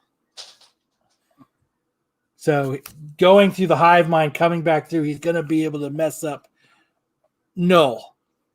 So that's kind of what he does. He grabs them so that their powers start to kind of like intertwine. And what it's doing is it's freeing everybody that Noel had control of. And as you can see right here, it's everybody's being freed. And it's hurting. It's a lot. It's taking a lot out of Dylan to do this. It's not an easy task for him. But it frees Doctor Strange. And Black Cat, who has the Asgardian stick where she became Asgardian in her tie-in. So then Doctor Strange is now free, gets the stick from Felicia, And what he does is, I think this is actually pretty cool right here, is Doctor Strange turns himself. He's like, you want to be God status? You think you're a god? Let's fight like gods. 2 could play that game, yes. He goes, 2 could play at that game. And everyone's like, whoa. As a guardian, Doctor Strange. And then, go ahead. So yeah, Jean Grey is kind of talking to everyone, trying to get them all on the same page to start their attack, and they need the Thor and Storm to call their lightning, and they bring up Namor, and he's like, it's about time we have to join this fight, and because Spider-Man, did I miss the meeting or something? But it's you come to find out it's Jean Grey that's been talking to them the entire time. Yep. She has been the voice in the background, which is kind of cool. Yep, she is. So it kind of like she's trying to penetrate Null's mind, and she penetrates in his mind, and she sees like how cold he is, and like there's nothing there, and she kind of just starts to see like the ascension of Null and how he came to be. And how she can't find anything that can hurt him in the darkness, and then she finds out about that he has. I love this panel right here. This is such a beautiful panel, and she finds out that he has another. So like the opposite of light, dark is light. So he has a light. There's a light that it's kind of a given though. Like, were you actually surprised that they actually came through this? They said that there's an opposite to Null. No, and I kind of remember back in the days in Episode Geek, I kind of spec that too. I was like, I don't think Null is going to be the big guy that comes out of this. Like, everyone's specking heavy on Null, and I don't think Null is the guy that's coming out of this that should be specced heavy on. I think it's going to be someone else. And could it be Dylan? I don't know. Wow. But I think it's going to be the big reveal. I think it's going to be the big reveal that you get at the end of this issue. But you find out that the light that they're talking about is actually Captain Universe, as where Silver Surfer thought it was him, and he's like, it's not me, and we're gonna get a new Captain Universe in the Marvel universe, but on touch, and it turns out to be one Edward Brock Sr. or Jr. He's Jr., right? Eddie Brock Jr. Mm-hmm. So one Edward Brock Jr. is going to be the new Captain Universe. That's actually a good. Let me bring that up. Dylan's power. Have they had really, truly like? He has the ability to control the symbiotes just like Null does, essentially. I think there's more to his power that they haven't even talked about yet. Yeah. I think there's definitely a lot they haven't tapped in with him yet. But now, I think that's cool that they've what are they going to do now? So if this ends at issue 5,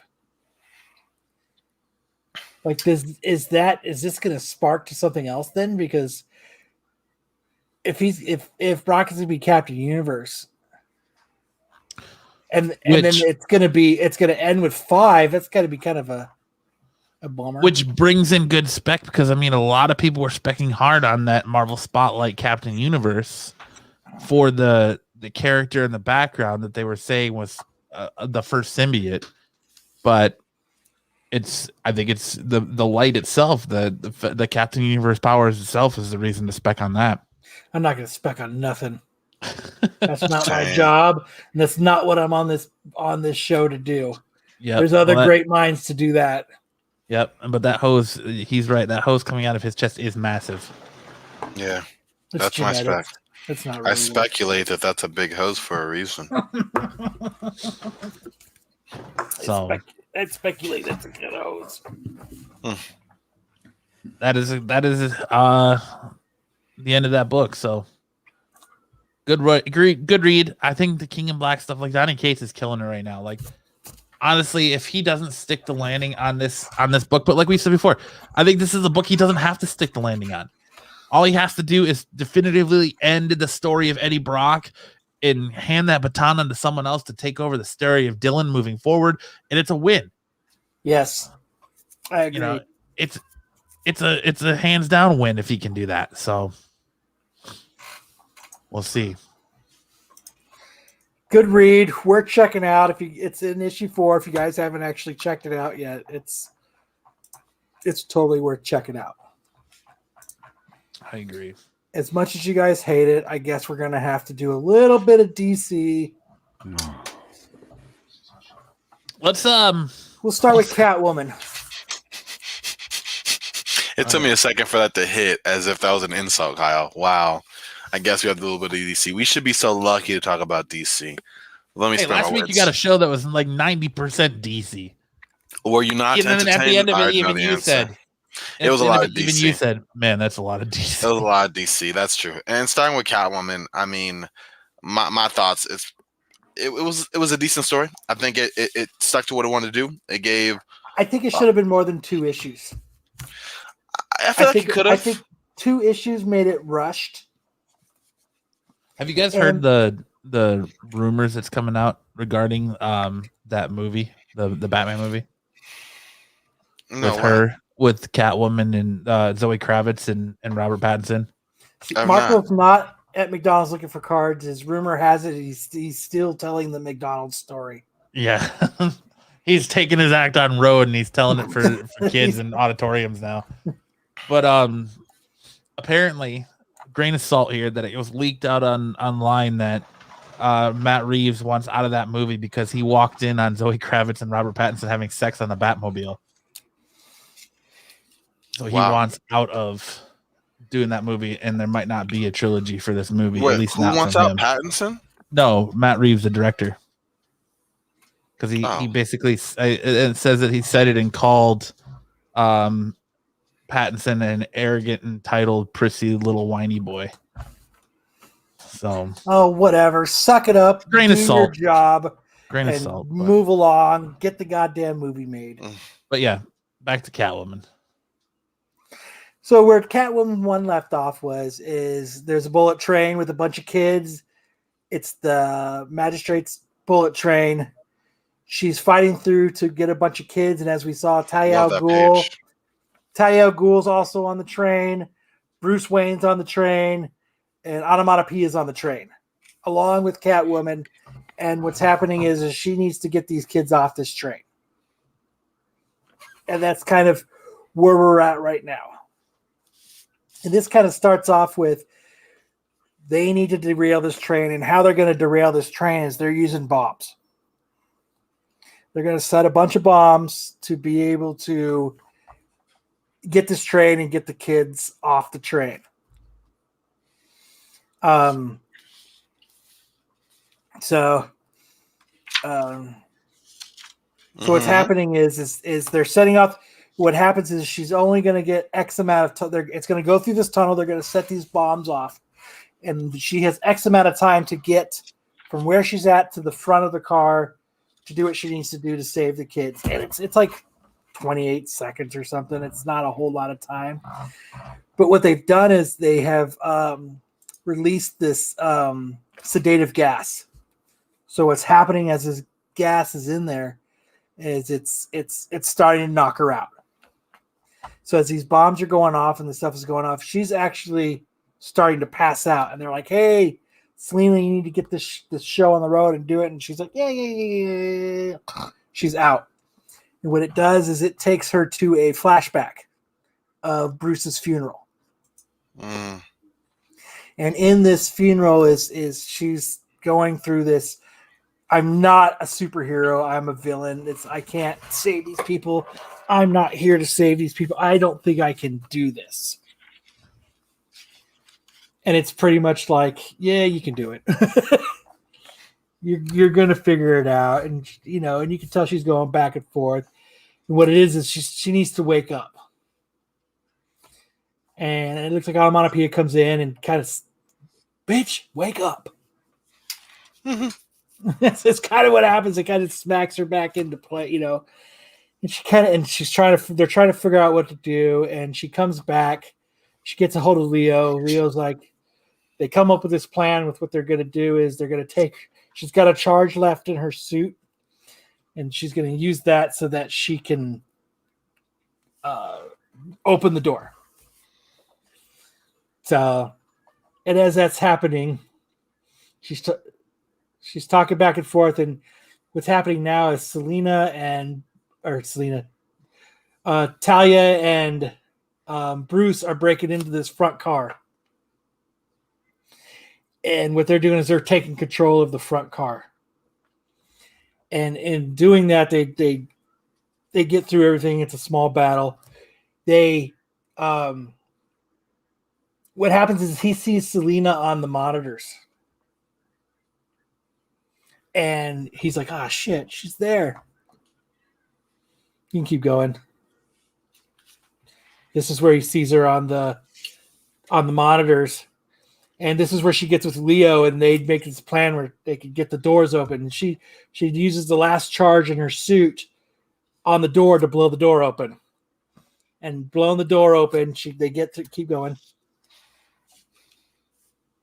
Keep going. It gets them out.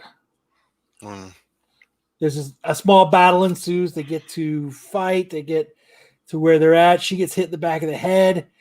They detain her. They kind of cuff her up. There's kind of a little back and forth, like, you're not going to prevail. It's not worth it. He puts a gun to her head. He's about to blow her brains out. She's about to be done. Out. See you later, Selena. Bye-bye. Who comes through to help her? Hubby. The Batman. The Batman. And she says, and she even says it. Batman lives. And then now we're ready. So now there's the little reuniting. They're all happy. Oh, I'm going to hug. He's thinking he's going to get a little action tonight. Get a little kiss on. Tom King, Batman, Catwoman. Little poke coming through. You know how it is. And what happens is... that's odd for him, right? Embrace with the Catwoman while baby mama's still standing there. So what's going on now is they're like... Dude's like, "Hey man, I got a fail-safe plan. I'm gonna fuck this shit up." He pushes this button, and what this button does is it sends a signal out to let them know there's trouble, so that these guards can come in, and that that it's not going according to plan. So what happens is they save the kids, and Bruce and Selena are like, Bruce is actually like, "I can't come with you. It's just not gonna work out. So what I'm gonna have to do is I'm gonna take this train. I'm gonna separate it. I'm gonna be out. I'm gonna go this way. You're gonna go this way, because it's just the way it is. We can't be together. They're gonna trace me down. They're gonna track it down. It's just the way it is." And that happens. She's a little sad. Her nose is bleeding. She's sad. She's not gonna get a little action tonight, like they both were thinking. It's kind of a bummer. But she's a little excited. She saved the kids. Everybody's kind of cool. Bad guy gets away. They're saving the kids. They're getting them out. It's all good. Fucking, they're happy. She's praying because she got really religious in that second. And she got really religious. She started to pray to God. And what happens is the front end where Bruce and them were explodes. The bombs go off. They're like, crap. And as everybody's escaping, somebody actually wrote "Batman lives" on the front car of the train, and then lit his symbol of the fire in the snow. Yeah, no, well, it's not the snow, but on the ground. And that's it. It's done. The Batman lives. There you go. Lives.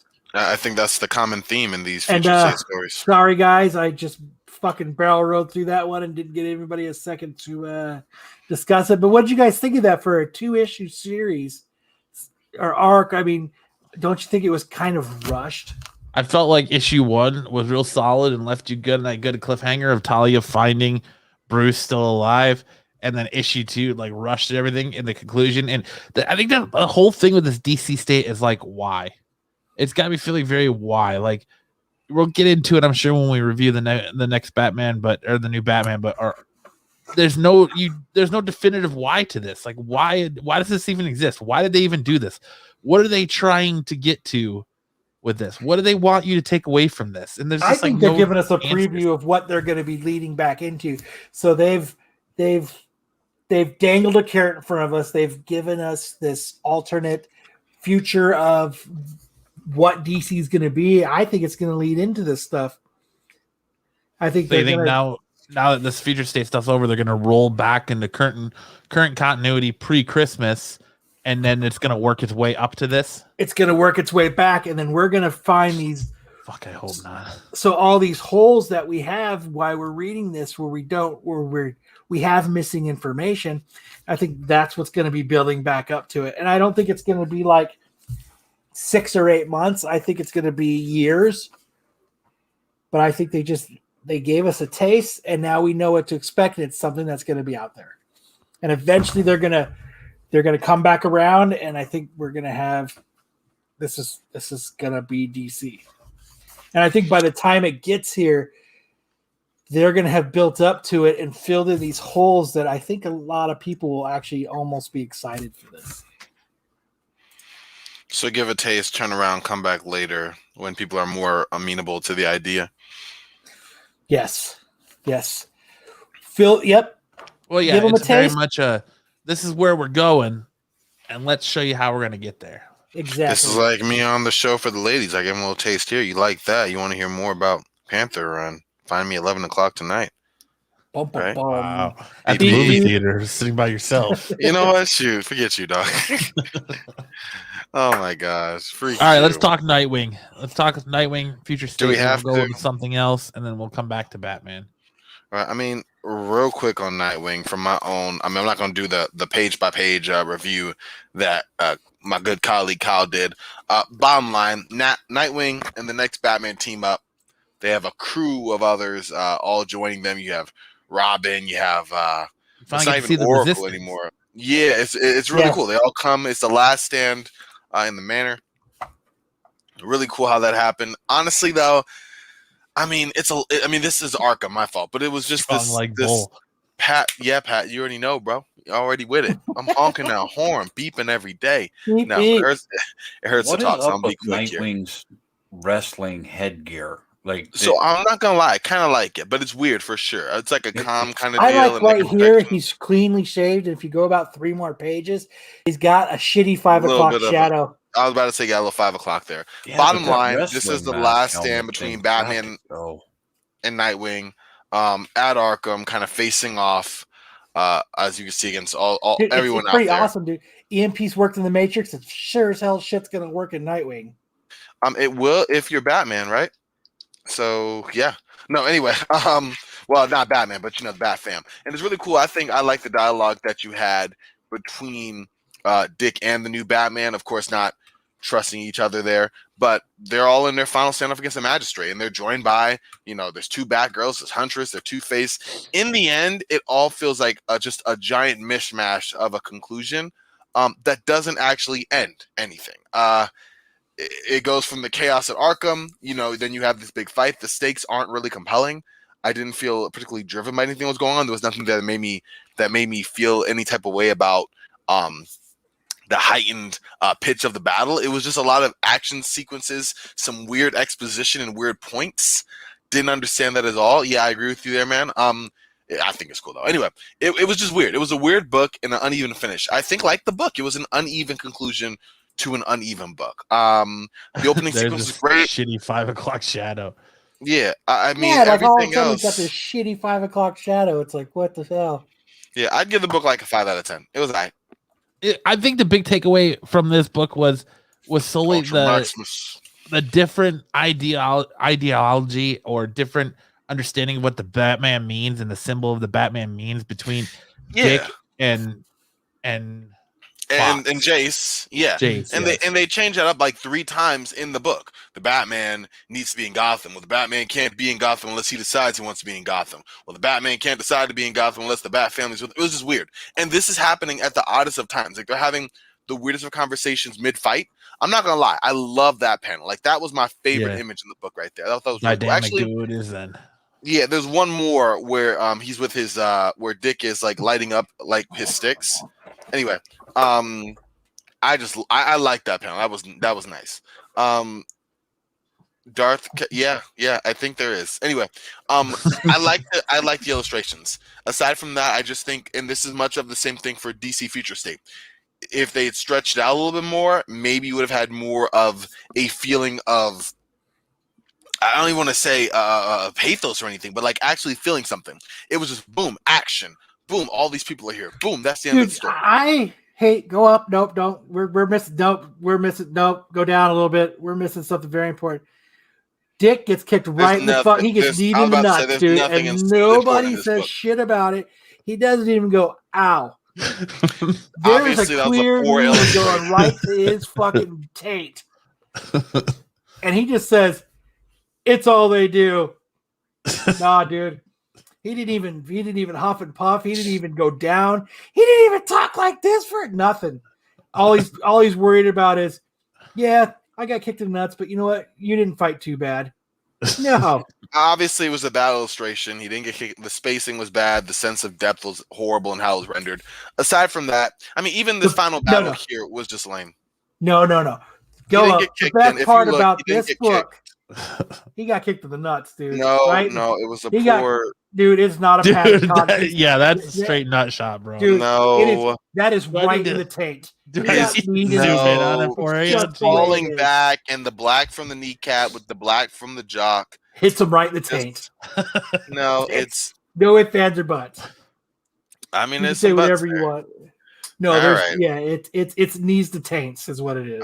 All right, I'll. So the best part about this book is, keep going, is, and I'm so sad that it's so fucking short-lived, is, you know, it's cool. Yes, we already talked about that. We got the Resistance, but the coolest part about this book that we missed is the goddamn Nightwing mobile.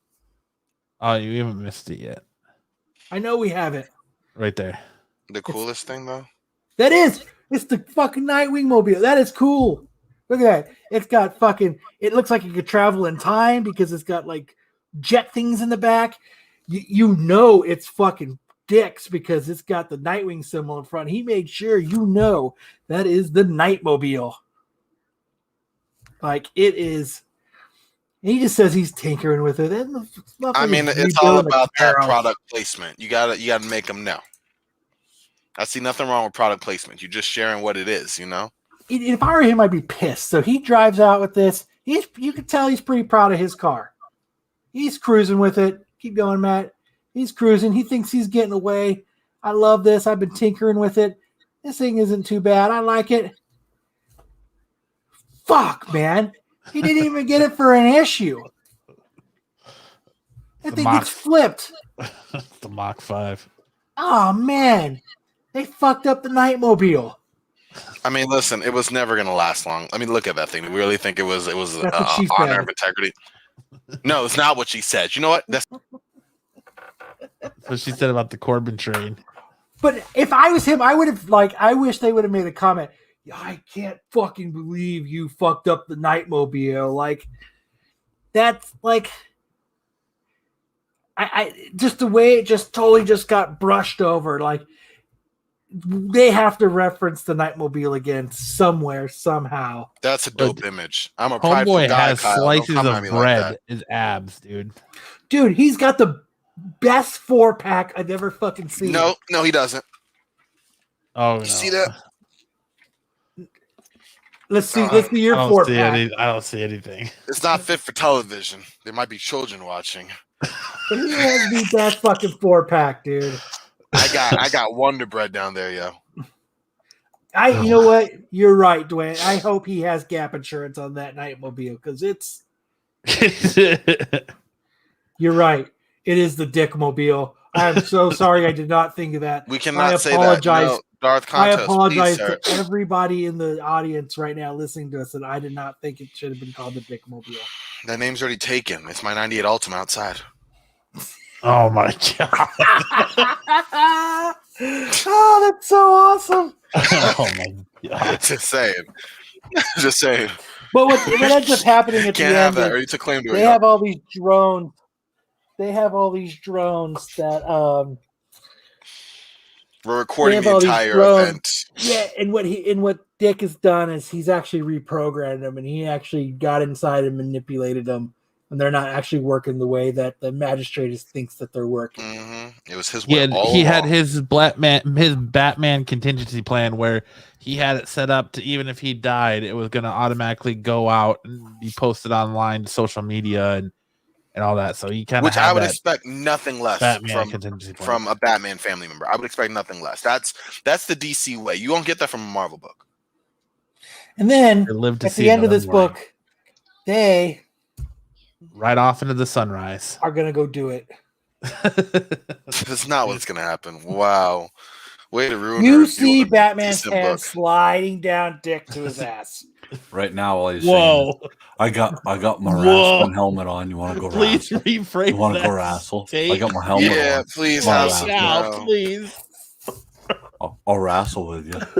Please reframe that statement. No, I'm not, dude. He's sliding down to the cave. Dick. He's sliding down Dick to the ass. That's what he's doing. Want to wrestle? Wow. Wow. You want to go help me rebuild the Dickmobile? That's not. I already told you that name's gone. Okay, they're gonna make one. All right. Let's talk little haha issue 2. Another great book this week. There ain't a Dickmobile in this one. No. Did anybody else read haha issue 2 this week? You thought I read that? Haha. No. It's quickly. I mean, right up there with Ice Cream Man by the same creators, but I love this book so far. This is being told from the point of view of Rudolph, a little girl. The red nose? Oh, yeah. Okay. So it's kind of like a stripper / freak show, where, you know, her mom works there, and her mom's kind of like this stripper that wears clown makeup, and you got the woman with the long fingernails as her shtick, and kind of she's telling the story about her mom and like how she became a stripper, and that her name was Rudolph because she had the like red nose, and her mom was crazy, and her dad's talking to her friend about her being crazy, and kind of how she's still always in her mom's corner no matter what.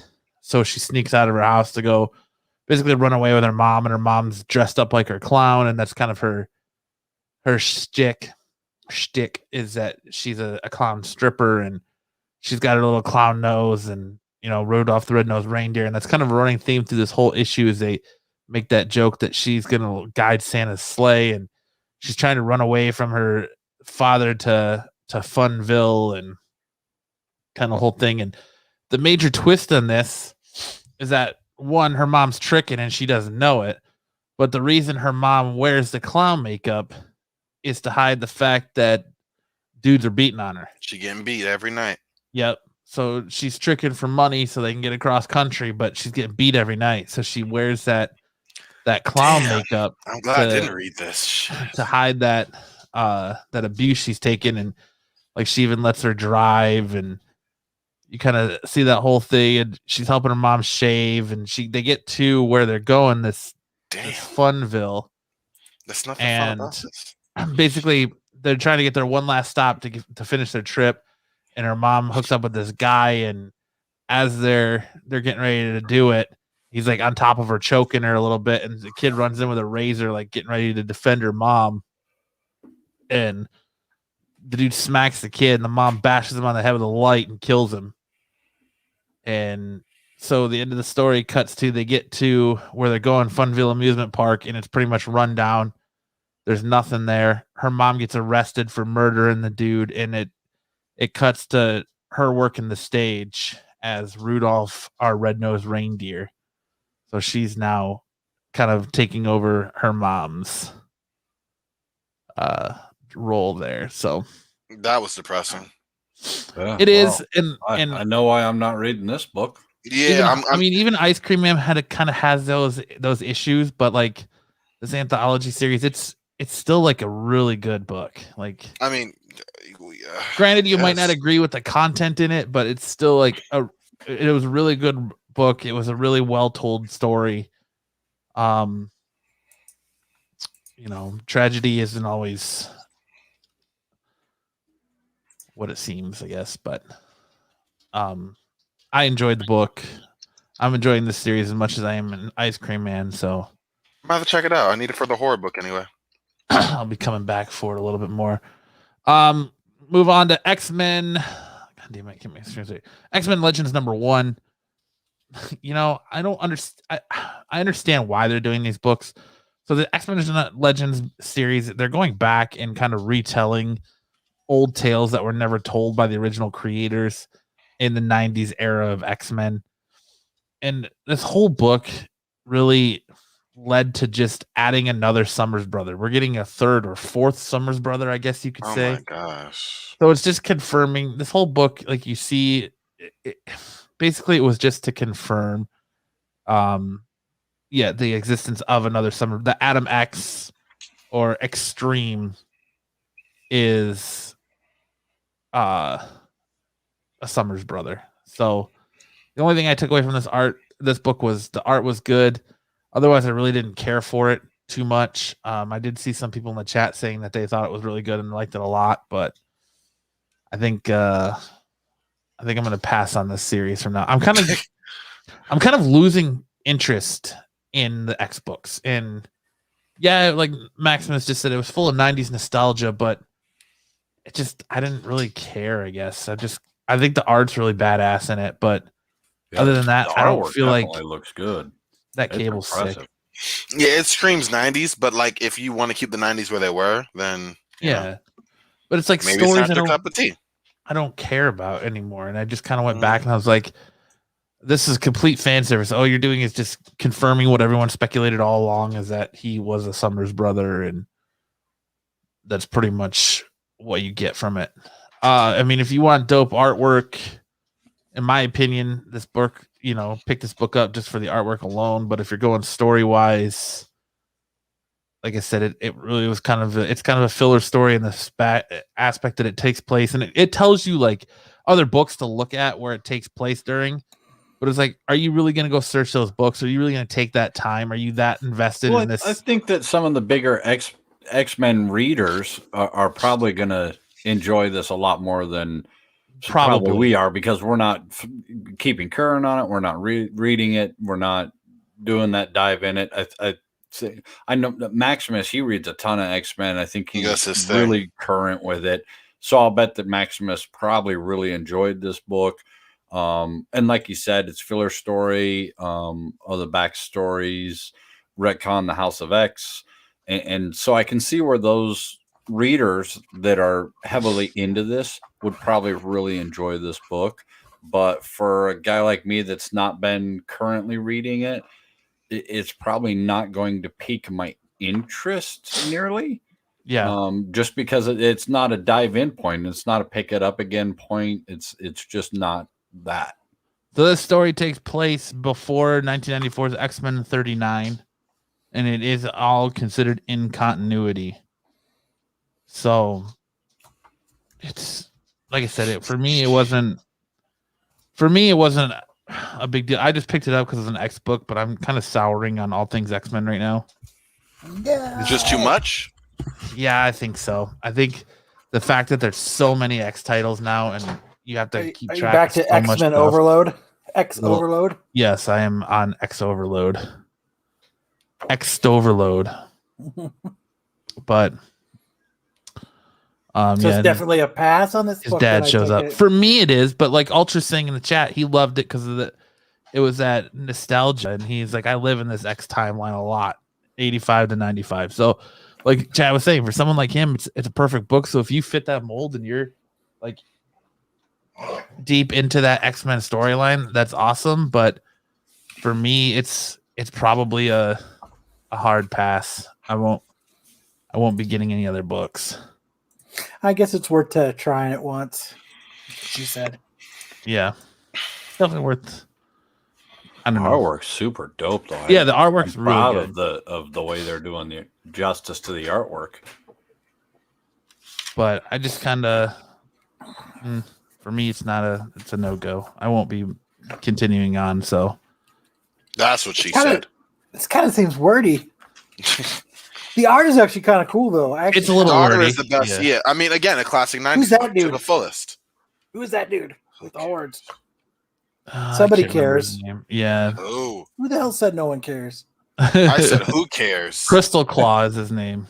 No one asked in the chat. I just Crystal checked. Claws. I don't know. Ask Ultra. I'm sure Ultra will know. Eric the Red. Thank you. There you go. Eric the Red. Oh, good old fashioned Eric the Red. This is Brett Boothart. Let's see. Who is the team? Yes, it is. Yeah. He's a cool dude. Really nice guy. Really fun guy to talk to. So if you ever get a chance to meet him once we have cons again, it's actually, I definitely recommend it. 2023 is looking better and better the more I think of cons, man. 2023, baby. I can't wait. Yeah. Shoot, I'm depressed again. All right. What do you want to go on to next, Kyle? What's left? We got Thor or Future State Batman. Let's do Batman and then Thor. Oh, I actually didn't read Batman, so I'm done. You didn't read the next Batman really hasn't been grabbing me. I mean, what was it last? It was a pretty good part with it just. Let me tell you before I give you slander. I also agree. It kind of went out with the whimper. I don't understand what this was about because ultimately the story ends with. Why is my phone ringing? Anyway, I'll answer in a second. Who cares? Ultimately, I do.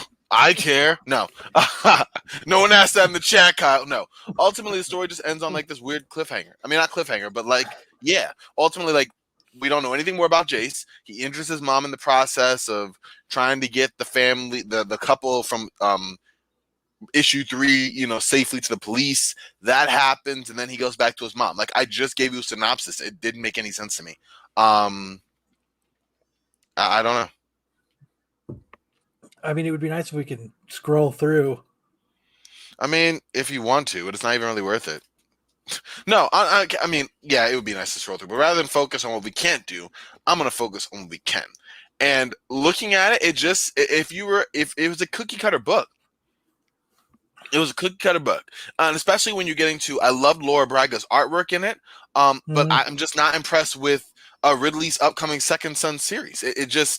This was good that it was relatively a standalone, but like it was just kind of like a mediocre action flick type of book. I didn't feel anything for Jace as a character. I don't understand some of the family drama that was around. I'm not going to cover it here, but there wasn't really a whole lot to cover. It was really more surface level. I mean, I'd give it like a 5 out of 10. Braga did a great job on the artwork, but honestly, if you go away from this book and you're excited for Ridley's second, scroll. Okay, but I'm gonna finish fact this that we're quick. not scrolling. Rather than, yeah. For me, looking onto it, I don't understand how you are excited for Braga's second, or I mean not Braga, Ridley's second book. That's all. All right, that's fair enough. Yeah, what were your thoughts about it? Oh, you didn't read, but I mean, in general, I didn't read it. What did you think about it up to this point? Yeah, that's kind of. I mean, oh well. I hope, just like I was saying earlier, I hope what they do with this is they build it back up and they fill in some gaps. And what they do is they make us excited about this. Okay. So when I do get to reread this, it flushes out some old stuff. Yes, I realize now how actual good it is. Mm-hmm. And than what it is before. Oh, look, now it's scrolling. Yeah, sorry, I had to go use the restroom. So we've already finished. Okay, what do you want to move on to now, Thor? Yeah, we'll finish up with Thor. Take it away, Kyle. Fucking Thor. I don't know. Did you like Throg? I did. I thought it was interesting seeing him in action again, and him kind of fighting Thor's alter ego. I'll tell you what I really liked about it was when it's coming up, but I like that Thor's alter ego is just on this fucking tear. Yeah, like, I think this is great, and I hope that it's a while before they stop him, and I hope it takes a lot to stop him. And I like that they're fighting, they're going through times. That's all kind of cool, but like this is my favorite right here. This was my favorite part. So Scroll up a little bit. Scroll down a little bit. Stop. So he's fighting. Thor just comes up, dude. He grabs him. He fucking eats him. That shit is so funny. Yeah. It was so fun. And what's cool is he's like, he thinks he's cool. He's like, all right, on to the next battle. And Throg's like, no. I'm gonna bust all your teeth out with my fucking hammer, my little ass hammer.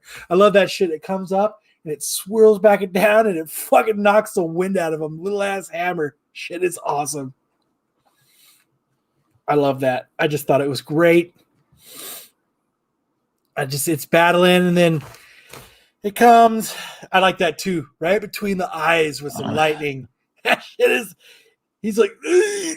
I like it, but the only problem is, dude had already knocked his teeth out. Yeah. That's too many teeth. Blew his lip open for sure. Look at he's got no lip left. But got a Rob Liefeld lip. When that hammer came out, it knocked some teeth out. We gotta admit it. Got Rob Liefeld lip. Him and Lockjaw just tearing it up together. But I like this here, the callback to like kind of how this whole story started with Thor giving out Tony Stark's phone number and Jane Foster trying to call Tony for help. And he's like, I can no longer get at this number due to some big blonde jerk. But then Throg lands in front of him and here comes Lockjaw and he's got Doctor Strange like by the neck. Dude, I love it. Like he's just messing up everything, and he's just going through and like he's, like you could tell there's some pent up aggression there. He's got he really needs to sit down and talk to somebody. Yes. You can tell he needs a couple counseling sessions. He's got some built up aggression. Pet Avengers assemble. Right. But she flies up, she transforms into Valkyrie and flies up to save Strange, and she's kind of see that he's on a war path, and like you kind of see Strange and Loki, which I want to know when this takes place, since he just in like King of Black, he just went there, I guess it takes place in Doctor Strange 381, 385. Imagine if you read it, you would have seen that. I did read it. The little things you miss. The little things. Then he's like chopping down the tree, and then you see Thor. And then the big reveal though is that I gotta admit something. You're so fucking perceptive. I know. I agree. It blows me away. He's just chopping down a tree. That's it. Yeah, he is. Chopping down a tree, and then there's Thor. The world tree. Okay, he's going on the world tree. Are you happy now? Yes. You see Thor there, and then the big reveal here is that she's had enough. She's gonna go find the guy who's the reason for all this. She finds him at the end of the earth, and it's Odin. Odin's still alive. He's all wasted in a bar. That's so awesome. You need to sober up, Odin. He's like looking out of one eye because he's only got one. But dude, he looks like he looks like fucking God, I can't think of the actor's name right now. Sam Elliott. Right. Very Sam Elliott-esque. Like he's ready to fuck some shit up. I like that though. He's just drunk at a bar and she just knew where to find him. It's pretty cool. Time to clean up your mess. I did enjoy that one. It was a pretty good read. I think just when he ate frog, it was just funny. I laughed. Ultra says that's him. Ultra says that's him. Yeah. They stole Solo's beard. I gotta get those gold boots. I'm wearing those gold boots right now. Yeah. He's got a fucking 90s chain wallet. I think that's pretty awesome too. Yes, there is. Hold on. There's indication that Donald Blake isn't just an alternate persona for Thor. He's another son of Odin. That's interesting. But pretty good read. I mean, Donny Cates is the shit, so I think he's doing pretty good. Young Ron Kudos to Perlman if he Kate. stole Samuel Lid's beard. There you go. I'd still like to think it's Sam Elliott and he's drinking a nice fresh Coors. The banquet. Yuck. The banquet beer. At least if you're at a bar far away on an alien planet, they're not going to serve you nasty ass Coors. Maybe Right? pet. I don't want No this banquet beer. piss water.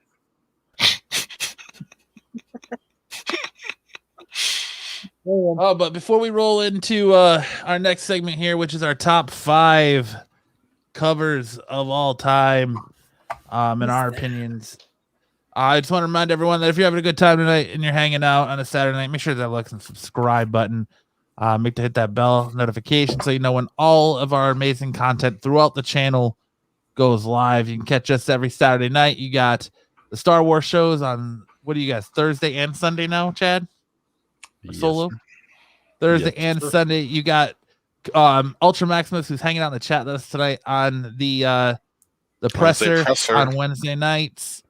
You got the flagship show on Monday, and of course Comic Book Women on Tuesday. So much great content across this channel to fill your comic book needs. Let's go ahead. Who wants to start with the Kyle throw? So it's not me. Kyle. Me. Let me go. Let's get it done. Let me get mine out the way. Corbin wants to go real quick first. Tom? Yep, real quick. Shameful. Listen, it was top 5 favorite comic covers, right? Now, these are ones that spoke to me.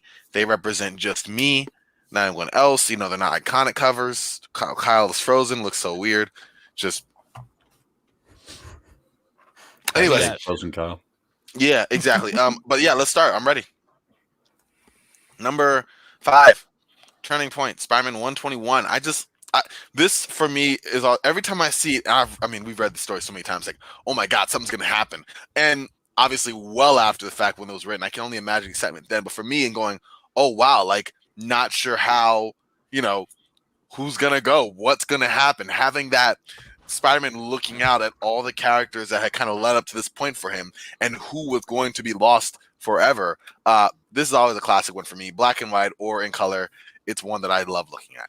That's number 5. All right, number 4. Got Spider-Man 238, the Hobgoblin. I love how he was shrouded in mystery in his first couple appearances, and this only further serves to help that. John Romita Sr. on the cover art. Just the menace that he kind of immediately proposed, just kind of viscerally just ripping that apart. That's one it pops to me. I'm trying to get that one slabbed. Well, not trying, because every time I go get it, I don't have money. And then when I do get it, when I do go to get it, it isn't out there. But that's what I'm trying to get on my hands. But yeah, love that one. Number 3, another Spider-Man one. I don't know. Me and Spider-Man, me and Batman. Those are my faves. Spider-Man 346. Eric Larson on the pencils, who for my money is one of the better Venom illustrators out there. I mean, I know people like McFarlane and others as well, Bagley as well, but I loved his run, Larson's run. In this one, having Spider-Man in Venom's eyes, having the iconic tongue, keeping the teeth like that, the menace in this character, could always look at this cover. Number 2, on my Batman books, Todd McFarlane, Batman Spawn. Listen, if I see a copy of this book, I'm copping it. Like, I don't care. Just the colors. I mean, one, I love the way that he's matching kind of with Spawn in this like type of line, even while kind of evoking some Dark Knight Returns with the lightning in the background, the blue and black, and it was really more colors of black that were rendered for Batman just popped, and it was good quality paper. It was just a great cover. Every time I see it, I fall for it. That's my number 2. And my number 1, it's not even controversial because people are like, what is this? But listen, I love Mr. Freeze. This is like the first more transition, like the menacing Mr. Freeze. The story itself was a rather goofy story. Just a joke. Mr. Freeze was telling old people, listen, I'll freeze you. And then, in the future, I'll unfreeze you. And then you'll still be old with your money in a different time period. Meanwhile, we all know he's freezing these old people. They dying. And it was just a funny little story. But like seeing I don't know why this cover just spoke to me in just a weird, different way. And yeah, that's it. That's my top 5. Nice top 5, Corbin. Good job, was unique. Corbin. It was unique for sure. I appreciate that. Listen, I'll stick to what I'm good at, but covers, all right. Who wants to go next? Solo. Want me to go? I can go. I will try and look professional here. Do it. Maybe not. Don't try, just do, brother. All right. My number 5 is this Alex Ross Darth Vader #1 variant. Came out February 11th, 2015. It's a throwback to the Star Wars special. It came out in 1980 that everybody hates, but it was the first time we really got to see Boba Fett. It's the first. It's a cartoon, and it's very heavy metal-esque the way they did the cartoon, but it shows him riding this mythosaur in the cartoon, and you don't really see the mythosaur referenced very often. Alex Ross, one of the greatest in the game, always has been, always will be. This cover is just, I love it. I just love it. It's amazing. Number 4, we got Todd McFarlane, Greg Capullo, also February 14th, 2015. I love this iconic cover. I actually own a very limited autographed print of this. What is the issue number of Spawn for the people listening at home? That Spawn 250. Okay. And they did many variants of this. They did a black and white, and they had a gabillion variants of this. But it's still, this one with the color and the way that it pops, the ectoplasm light kind of shining through, him just lounging in the chair of the throne of death. It's just I love this cover. They actually made a large vinyl statue of this, which I will one day own. I bought one and gave it to my best friend, and I've been looking ever since, and I haven't seen it. I'll never find it. I know it. But so, are you excited by all the Spawn news that came out this week? Very. Everybody is. It's gonna be cool. I could care less, honestly. Are you serious? I am with I'm you. not a Spawn fan. I'm not a Spawn fan, so I could really care less. You have to be. Todd McFarlane lives here. Yeah, that's fine, but for Gunslinger. I don't know if Matt's Spawn joking, series. but I'm of those same mind. Like I'm not joking at all. I could really care less about Spawn. I'm right there with you, Matt. I'm just not a Spawn fan. Whatever. I love the Spawn Batman book. I'll fall for that Spawn Batman book no matter what. But other than that, I'll take Todd McFarlane's work on covers and Spider-Man all day long, but I'm just not a Spawn fan. He's not doing most of the writing, and he's only doing some of the covers. He basically hired all of the good people that they fired from DC, which is why DC sucks now, because they all went to Image to make money. Well, I mean, I know that they announced Donny Cates is going to be on that book.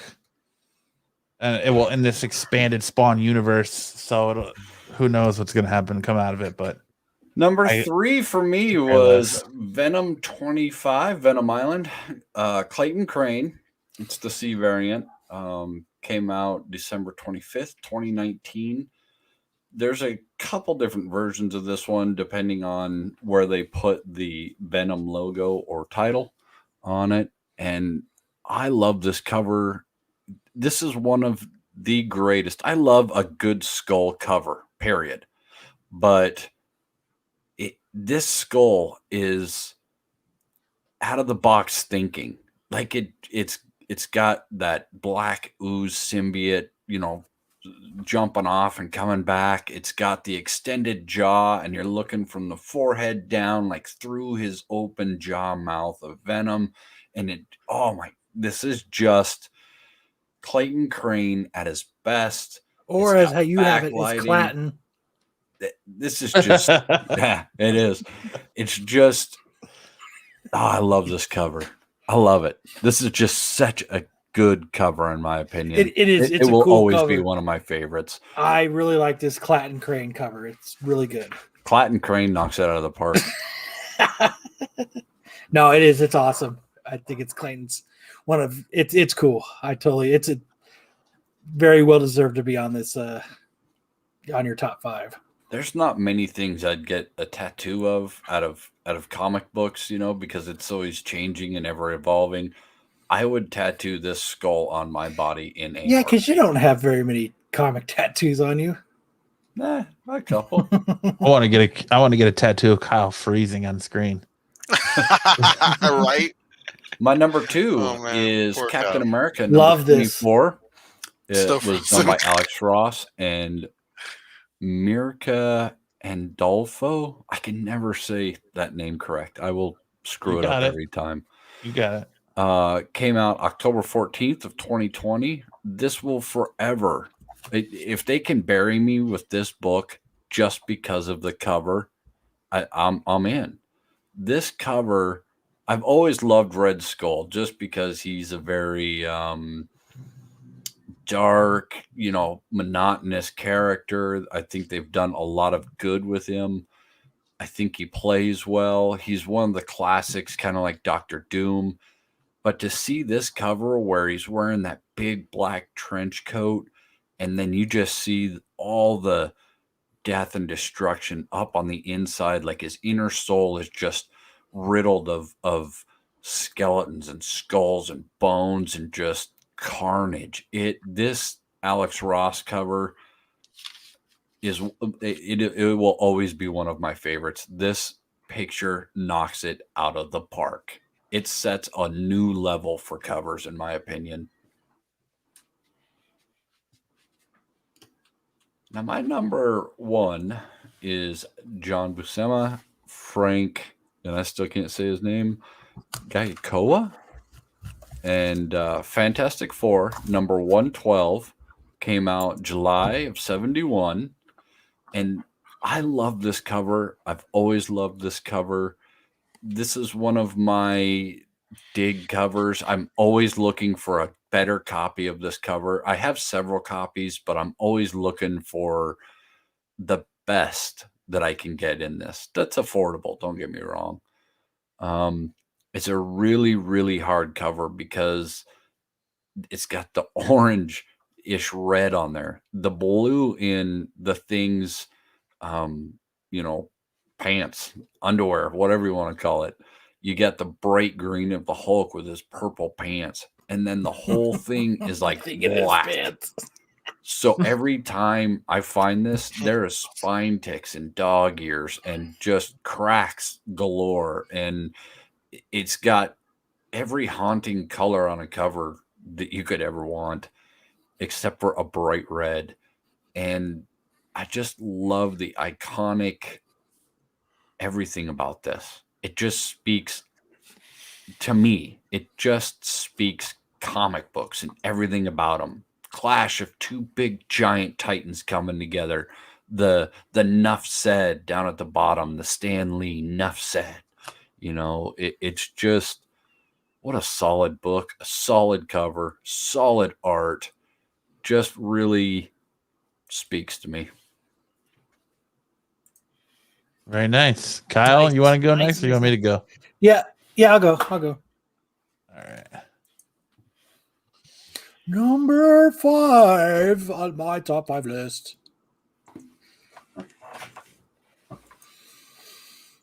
is Jamie Tyndale Comic-Con, New York Comic-Con. The Grimm Fair, it's like Grimm Fairy Tales 9. I just love these covers. They're hard to get. They're hard for me to get because I'm a cheap fuck. But I try to get them as much as I can in every variation that he does of these. But there's just something about this. I just love the way it's drawn. I love the way it looks.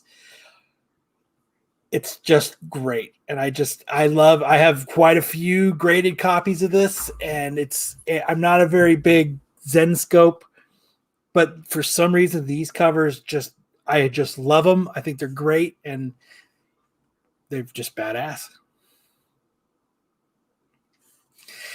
Number 4, I've got Raphael Albuquerque cover. It's the Star Wars Force Awakens Kylo Ren. Just the way that Raphael Albuquerque the way he just draws these covers.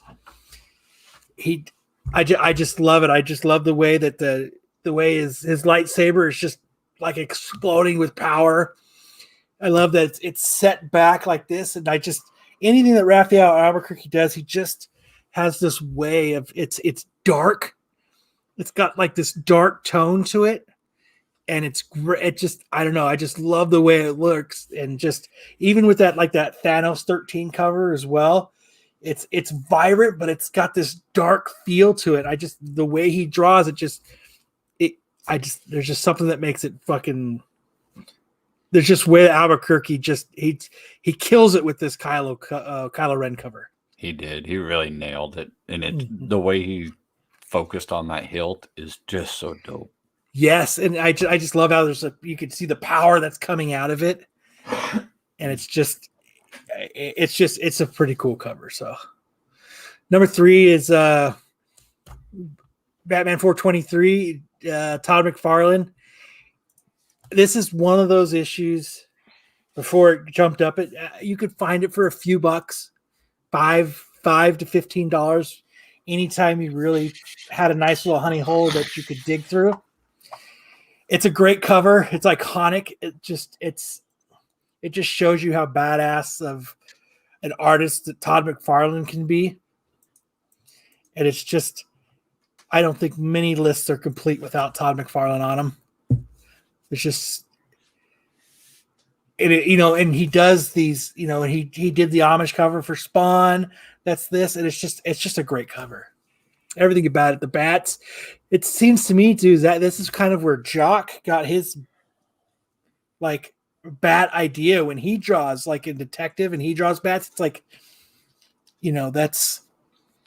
I think that's where he got this idea, was from Todd McFarlane. I don't know that. That's just the vibe. That's what I think, just by the way this cover is versus the way Jock does it on some of those detective. Number 2, Last Ronin number 1, the Hive cover. Shout out to the Hive guys for fucking getting this cover made. This and the black and white cover are 2 of the coolest covers that I've seen in a long time, and I love this book. Shout out to the Hive guys for getting this done. This is just now that we actually know that this is Mikey. It's even better. I don't know if I like this one or the black and white better. They're both so good. The black and white's cool because the blood and everything both, on it. Man. But I love the colors and the shadowing and how there's a light shining on him and he's kind of in the shadow. And I just like how this cover is. I might have had to cheat it and put them both into the number 2. I thought about it. I really thought about it because it was. But, Marco had given me so much shit by doing connecting covers last time when we did our J. Scott Campbell list. You're worrying about what a dude who fights with kids at McDonald's about Pokemon cards, it says. Marco's opinion really matters. But, yeah, this is just a great cover. I like turtles. Oh, it's a great cover. And this one is probably one of my all-time favorite Walking Dead covers. When I decided, hey, you know what? I like turtles. No, I like Walking Dead. I love Walking Dead. I've always loved Walking Dead.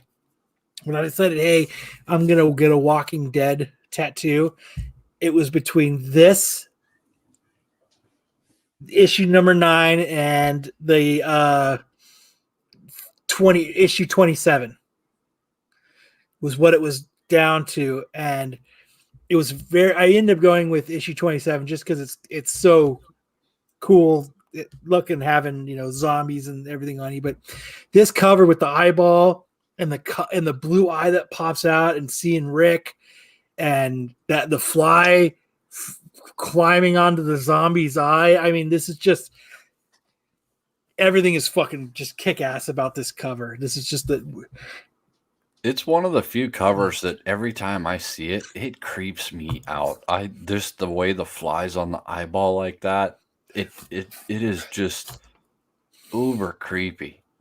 I like it because it's missing eyelashes and all kinds. It's just a bright. It's just a great cover, and I think it's one of those underappreciated covers. That doesn't get like the appreciation that it should. But fucking reminds me of Eon Grace Scott reminds me of Eon Flux. Yes, it does. Because this is like some of Tony Moore's best work. Patrick says Walking Dead 27 is the first appearance of the governor, isn't it? The governor, yes. Gotta love it. And I have that on my calf. It's such a it's such a painful tattoo. You keep a copy of the book on your yeah. Good list, Kyle. Tired. Good list. Solid. Thank you, sir. All right. So before I get to my list, next week there's a build-up. Yeah, next week. As you guys know, we normally let you know on Wednesday nights, Tuesdays on our IG that what we're gonna do our next list. But tonight we decided we were gonna be prepared and do it in advance because we want you, the listener, to participate in this. Yep. So you can share your list with us on IG. We want you to participate in all of them. Absolutely. But next week we're doing no excuses. Yes, in advance, so you know. Don't top catch us 3 days later. Favorite horror comics. That's the list we're gonna have next week. So if you want to make your list and send it into us and over on our IG, we can include it in the show. We definitely want you guys to participate. So look forward to that next week. Top 5 favorite horror comics. If you guys all send in 5 picks, then maybe we won't have enough time to do so much future state review. Future state's done. Bonus. Is it done and over? Is it though, Solo? Future state's like Turok. You can never have enough. Oh, you can. Okay. Yes, and we have. All right. So let's go ahead and get on to my list here. Yeah. At number 5, I have Astonishing X-Men at number 2. I just love this cover, the use of the blues with Emma Frost appearing over Cyclops and his little Dutch boy haircut. And just his eyes glowing through her fingers. I absolutely love this cover. Every time I see it, I try to buy them up just because I usually frame them and find places in my house that I say I'm going to hang them, and then they just sit in a box. But I just love that color. Her powers in her hand, or is she covering his laser? Covering his eyes. Psionic blast. Yep, his blasts. So I love this color. I'm a huge fan of the color blue, and I just love the different blues and how they're represented in this cover. You really don't see many blue covers. That's a pretty you don't. dope blue cover. I'm not that familiar with this one. That is a cool cover. I like it. Good pick, Matt. Thanks, so I appreciate Good show, old chap. Yeah, I appreciate It's kind of neat. That run was good. Batman 4, Andy Kubert variant. I just love this cover with the Gotham skyline and blood with That's a Capullo cover. Is it a Capullo cover? Yes. Yeah, it is a Capullo cover. You're right. I thought it was the Kubert. But still, I just love the skyline. So do you love it because it's a Capullo cover or because it's a No. I just love it because of the cover itself. Just the skyline and blood with it dripping. I thought it was the Capullo cover, and then as I was reading, someone was like, "No, that's a Kubert cover." So this is. I thought that was a Capullo. I know. Way to blame the others. Dang. Yeah, right. But it's somebody else's fault. Everything's everyone else's fault. Yep, it is. Kyle did do it. I did it. But I love that. I like the cover though. Number 3, Joker, of course. I just love the close up on his face and how much detail. Really wanted the lips and just the teeth. Look at all and that the gums detail on that tartar. Yes, there's a lot of detail in that close up of that book. Wow, that's a creepy ass cover. I've never seen that. How have I never seen this? I don't know, Solo. That is crazy. Number 2 is, of course, Batwoman. I just love the detail in this cover. Batwoman number 5. I love the different aspects going into the face and her in the water and her hair kind of dripping into other things. I think that's an amazing cover. It's real neat. And then my number 1, Spider-Man 641, One Moment in Time. This is a cover I also buy up a lot just for the use of blues and how it transitions into his suit and her jeans. How many of these do you got? I probably have about 12 of them. Really? Yep. Nice. Did they call this one the Grope? I just love I'm not a Gwen guy. I'm team MJ, so I love MJ covers and I love just this embrace of him and MJ, and the cover is beautiful and the blues, and I'm I really would love to get a 9/8 on that cover. That Joker is a trade paperback and hardcover, not a single. Yeah. Yes, that's good call, Patrick. That is probably why I haven't seen it. Yeah, the Joker book is a hardcover, but it's still a cover that's just that's a dope. Yep, cover. it's badass. Screams, yeah. But I love that. It screams. Screams. I like this blue cover. It's a cool blue cover. Yeah. Hashtag the grope.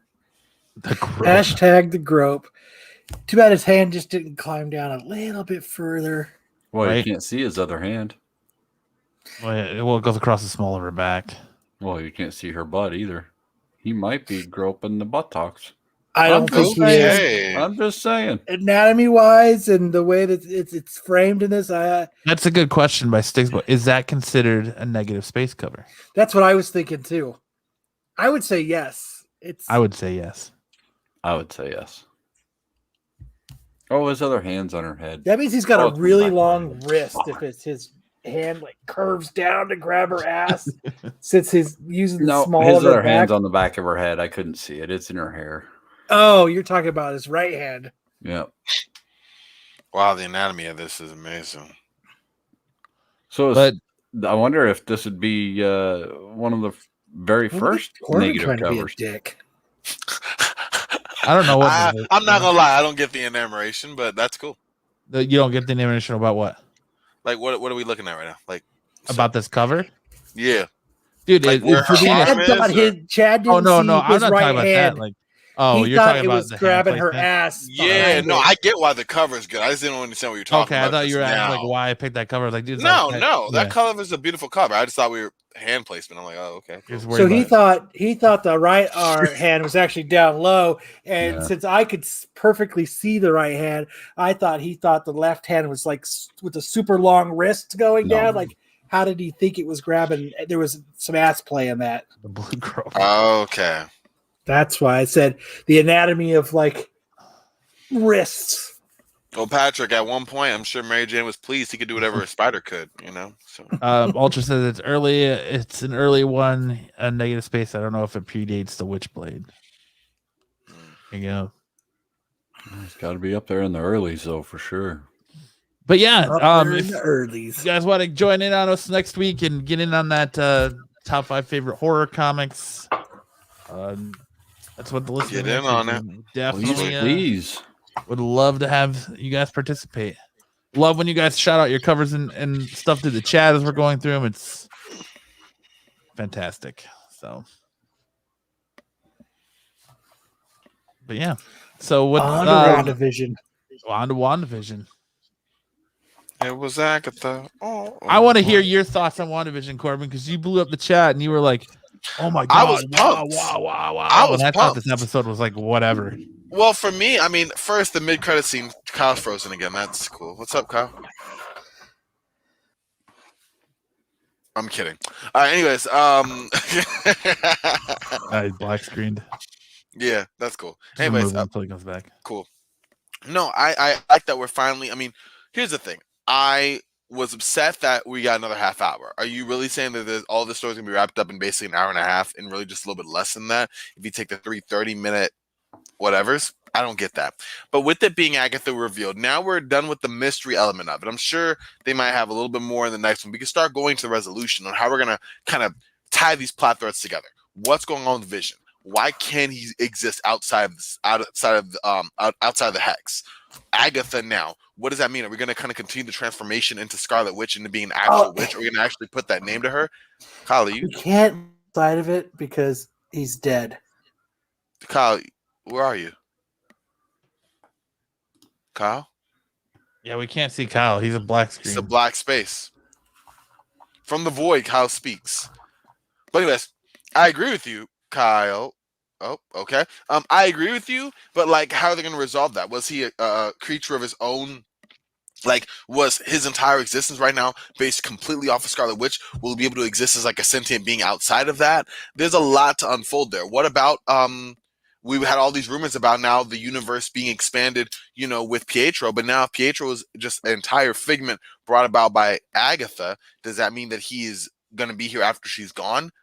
What's up with Monica Rambeau? There's so many questions now from this that, yeah, it didn't really move the plot along so much, but we're also finally moving away from that TV segment, now going into the more traditional Marvel storytelling. So I feel like this was an episode that, yeah, it kind of keeps some questions going, but now we're starting to get some certain things unraveled. Okay, this is the plot. This is what's going on here in terms of Agatha's reveal. And I think I'm excited as we get closer to it. I watched it a second time, and some of the luster wore off for sure. Just kind of going, okay, actually, what are my major takeaways?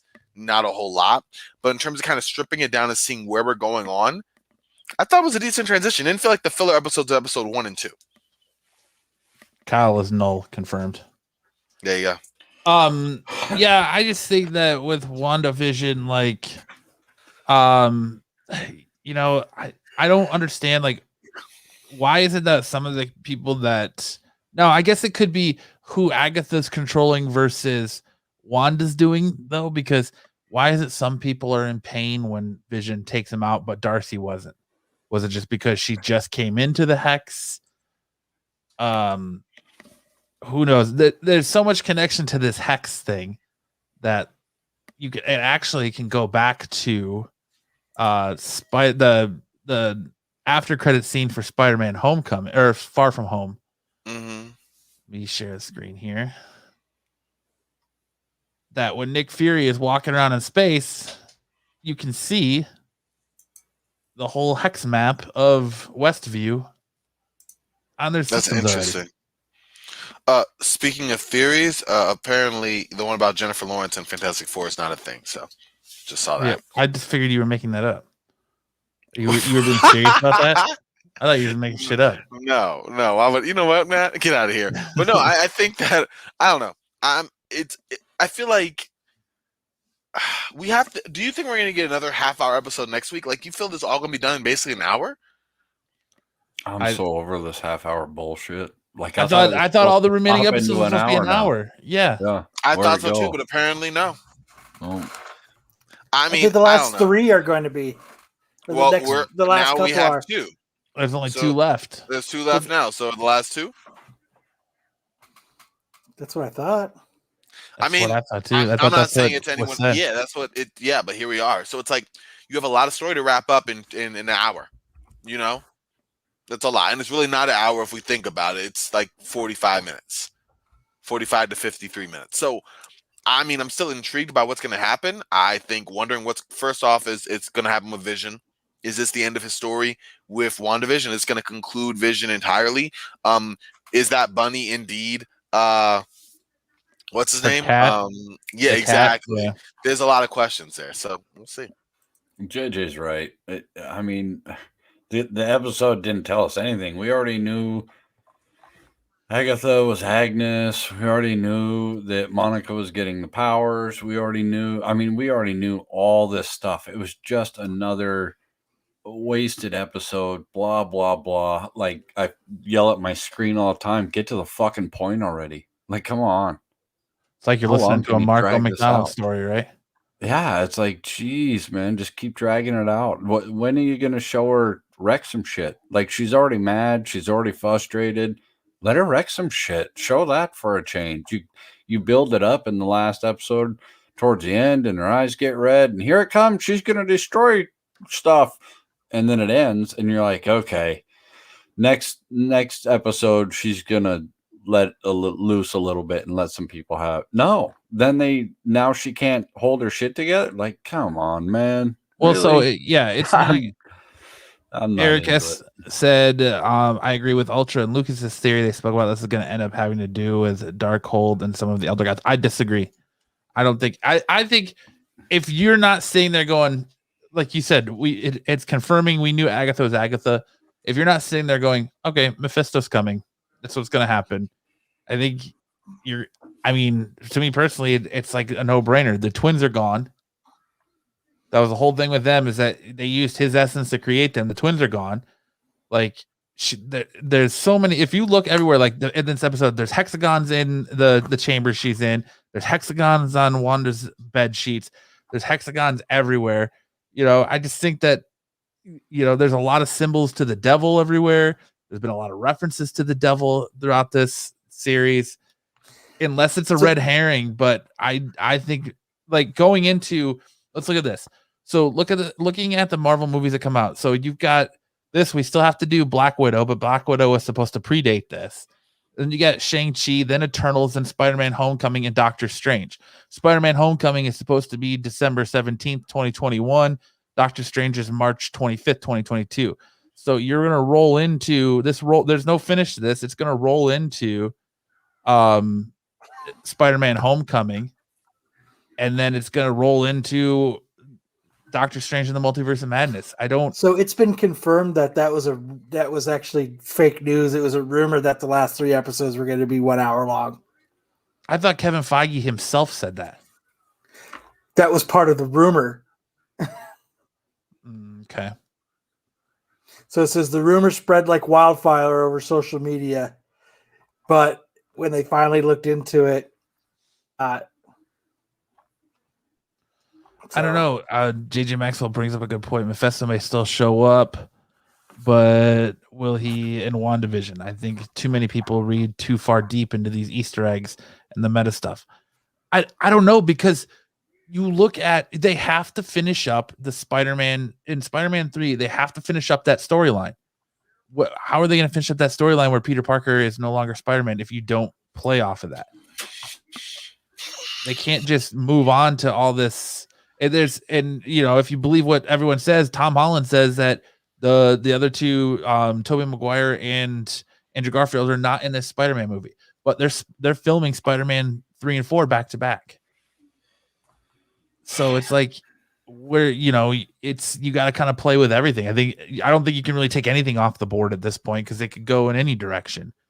But to me, it's just like, Mephisto, like everything's pointing that direction, and you have that storyline right there set up to solve that Peter Parker issue of the identity.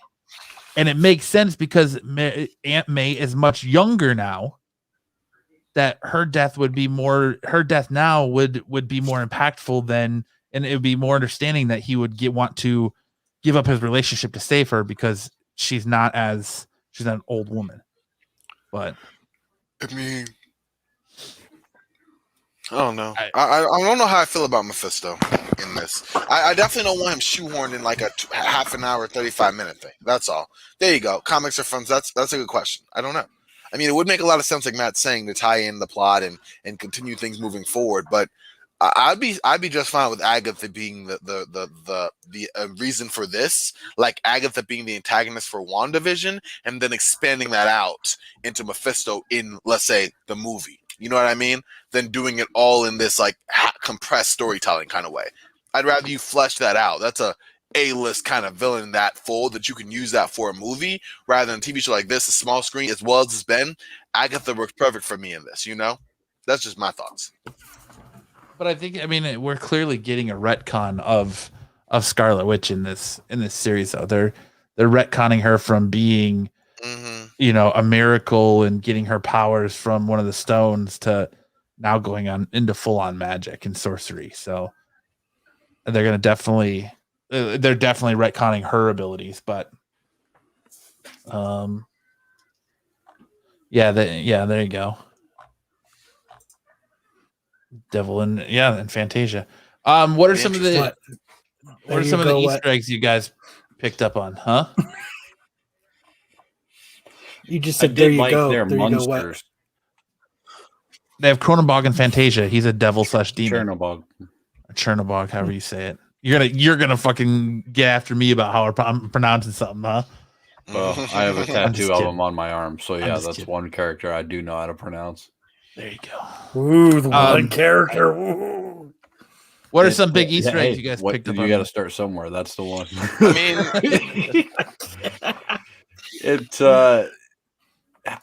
I'd love to see Mephisto. I wish that we'd just get to it. I did really enjoy the Monsters theme intro. Like, that was clever. It was kind of odd they did it in the middle of it, but nevertheless, the way they revealed that and then did her Monsters intro was kind of cool. I did enjoy that. I very much enjoyed the Office / Parks and Rec feel of this episode. literally called breaking the fourth wall. I feel like they maybe missed an opportunity to throw a Deadpool cameo in there, but yeah, I thought there was a lot of throws to Modern Family as well. Yeah. Yep. Yeah. That, interview style show. But like Corban said, I think that that mid-credit scene is I think that's our big turning point to kind of show us, okay, the show is moving away from its sitcom style documentary, like you're watching old shows, to now it's going to be full on like MCU. To the point where if you even notice it, like the screen size in changes when she goes from the house down into the basement, like it goes to that widescreen Marvel cinematic format. So yeah, I hope that they have really, really good episodes the last couple. I don't think that there is any way that they're going to wrap this up. I think they're stringing along to get everyone to go see Multiverse. I think that they're just I thought that was always putting the out point. the feelers and dropping the little tidbits so that everyone will go see the rest of the stuff, which will be kind of cool. But I'd like to see a whole lot more pack in this punch before this ends, because man, it is killing me. Yeah. Go ahead, Corban. No, I was gonna say. I mean, my favorite part was when Vision was getting the interview treatment, and then the second he's like, "What am I doing here? Like, why am I in front of the camera?" Like, that was hilarious to me. But no, go on, Matt. That's all I had to say. That was my shout out to the part of the week. Yeah, I was gonna say that the Agatha thing I think could be a red herring, because Agatha has always kind of been this gray character. She's been a thorn in Wanda's side. She's been an ally to Wanda. She was kind of the babysitter for the Richards, and they kind of alluded to that when she's watching the kids in this episode. And I think that she's definitely serving she's definitely not the big bad. I think there's a red herring in this, and you're going to see that. I think it's going to be that cliffhanger that rolls over into Spider-Man, is that you're gonna see all this play out, and then Mephisto is going to reveal himself, and it's going to roll over into Spider-Man. So I don't know, but I just think that there was like I like the fact that like the snap, it's still very like Vision doesn't remember what happens when Darcy tells him how he dies and stuff. Yeah. I like the fact that the snap keeps looming over with the fact that she's constantly eating cereal that's related to Thanos, called sugar snaps. And yeah, again, the biggest mystery to me is Vision. Like, what is he right now? What is he going to be when this is over? Obviously, but like, is that it? Like the story for that, it's pretty abrupt. If you think about it, even from going back to Infinity War and Endgame, like there was, I mean, not Endgame, Infinity War, there wasn't really a Vision arc. You know what I mean? He was created. He kind of had a thing for Wanda, something of a connection there. Then he was killed. Then you bring this back. So if you're bringing him back now, if he was dead to begin with, then none of this ever happened in terms of him continuing an arc. So did that mean it never happened? In which case, what a throwaway for a character like Vision. That's all I'm saying. Yeah, I don't know. I hope. I mean, like I said, I look forward to Friday morning. I hope, the next two episodes are worth the wait. I think I'm more intrigued now about how this is going to roll into Spider-Man and how this continues moving forward. I don't know. That's one of the things that keeps me going. Like, this episode for me wasn't it was kind of like, whatever. Did we really need this? What's going on here? It didn't really. All it did really to move the plot was introduce Agatha as the big bad, or whatever she's gonna be. But whatever that everybody is, already knew, and everybody just what a waste. But yeah, anything else? Any other points you want to make on it? Nope. That's it. Yep. It's that time. All right. Well, ladies and gentlemen, thank y'all for sticking around to the late hour. My bedtime was an hour ago. Don't know about the rest of these older gentlemen here. But, you know. And have a good night.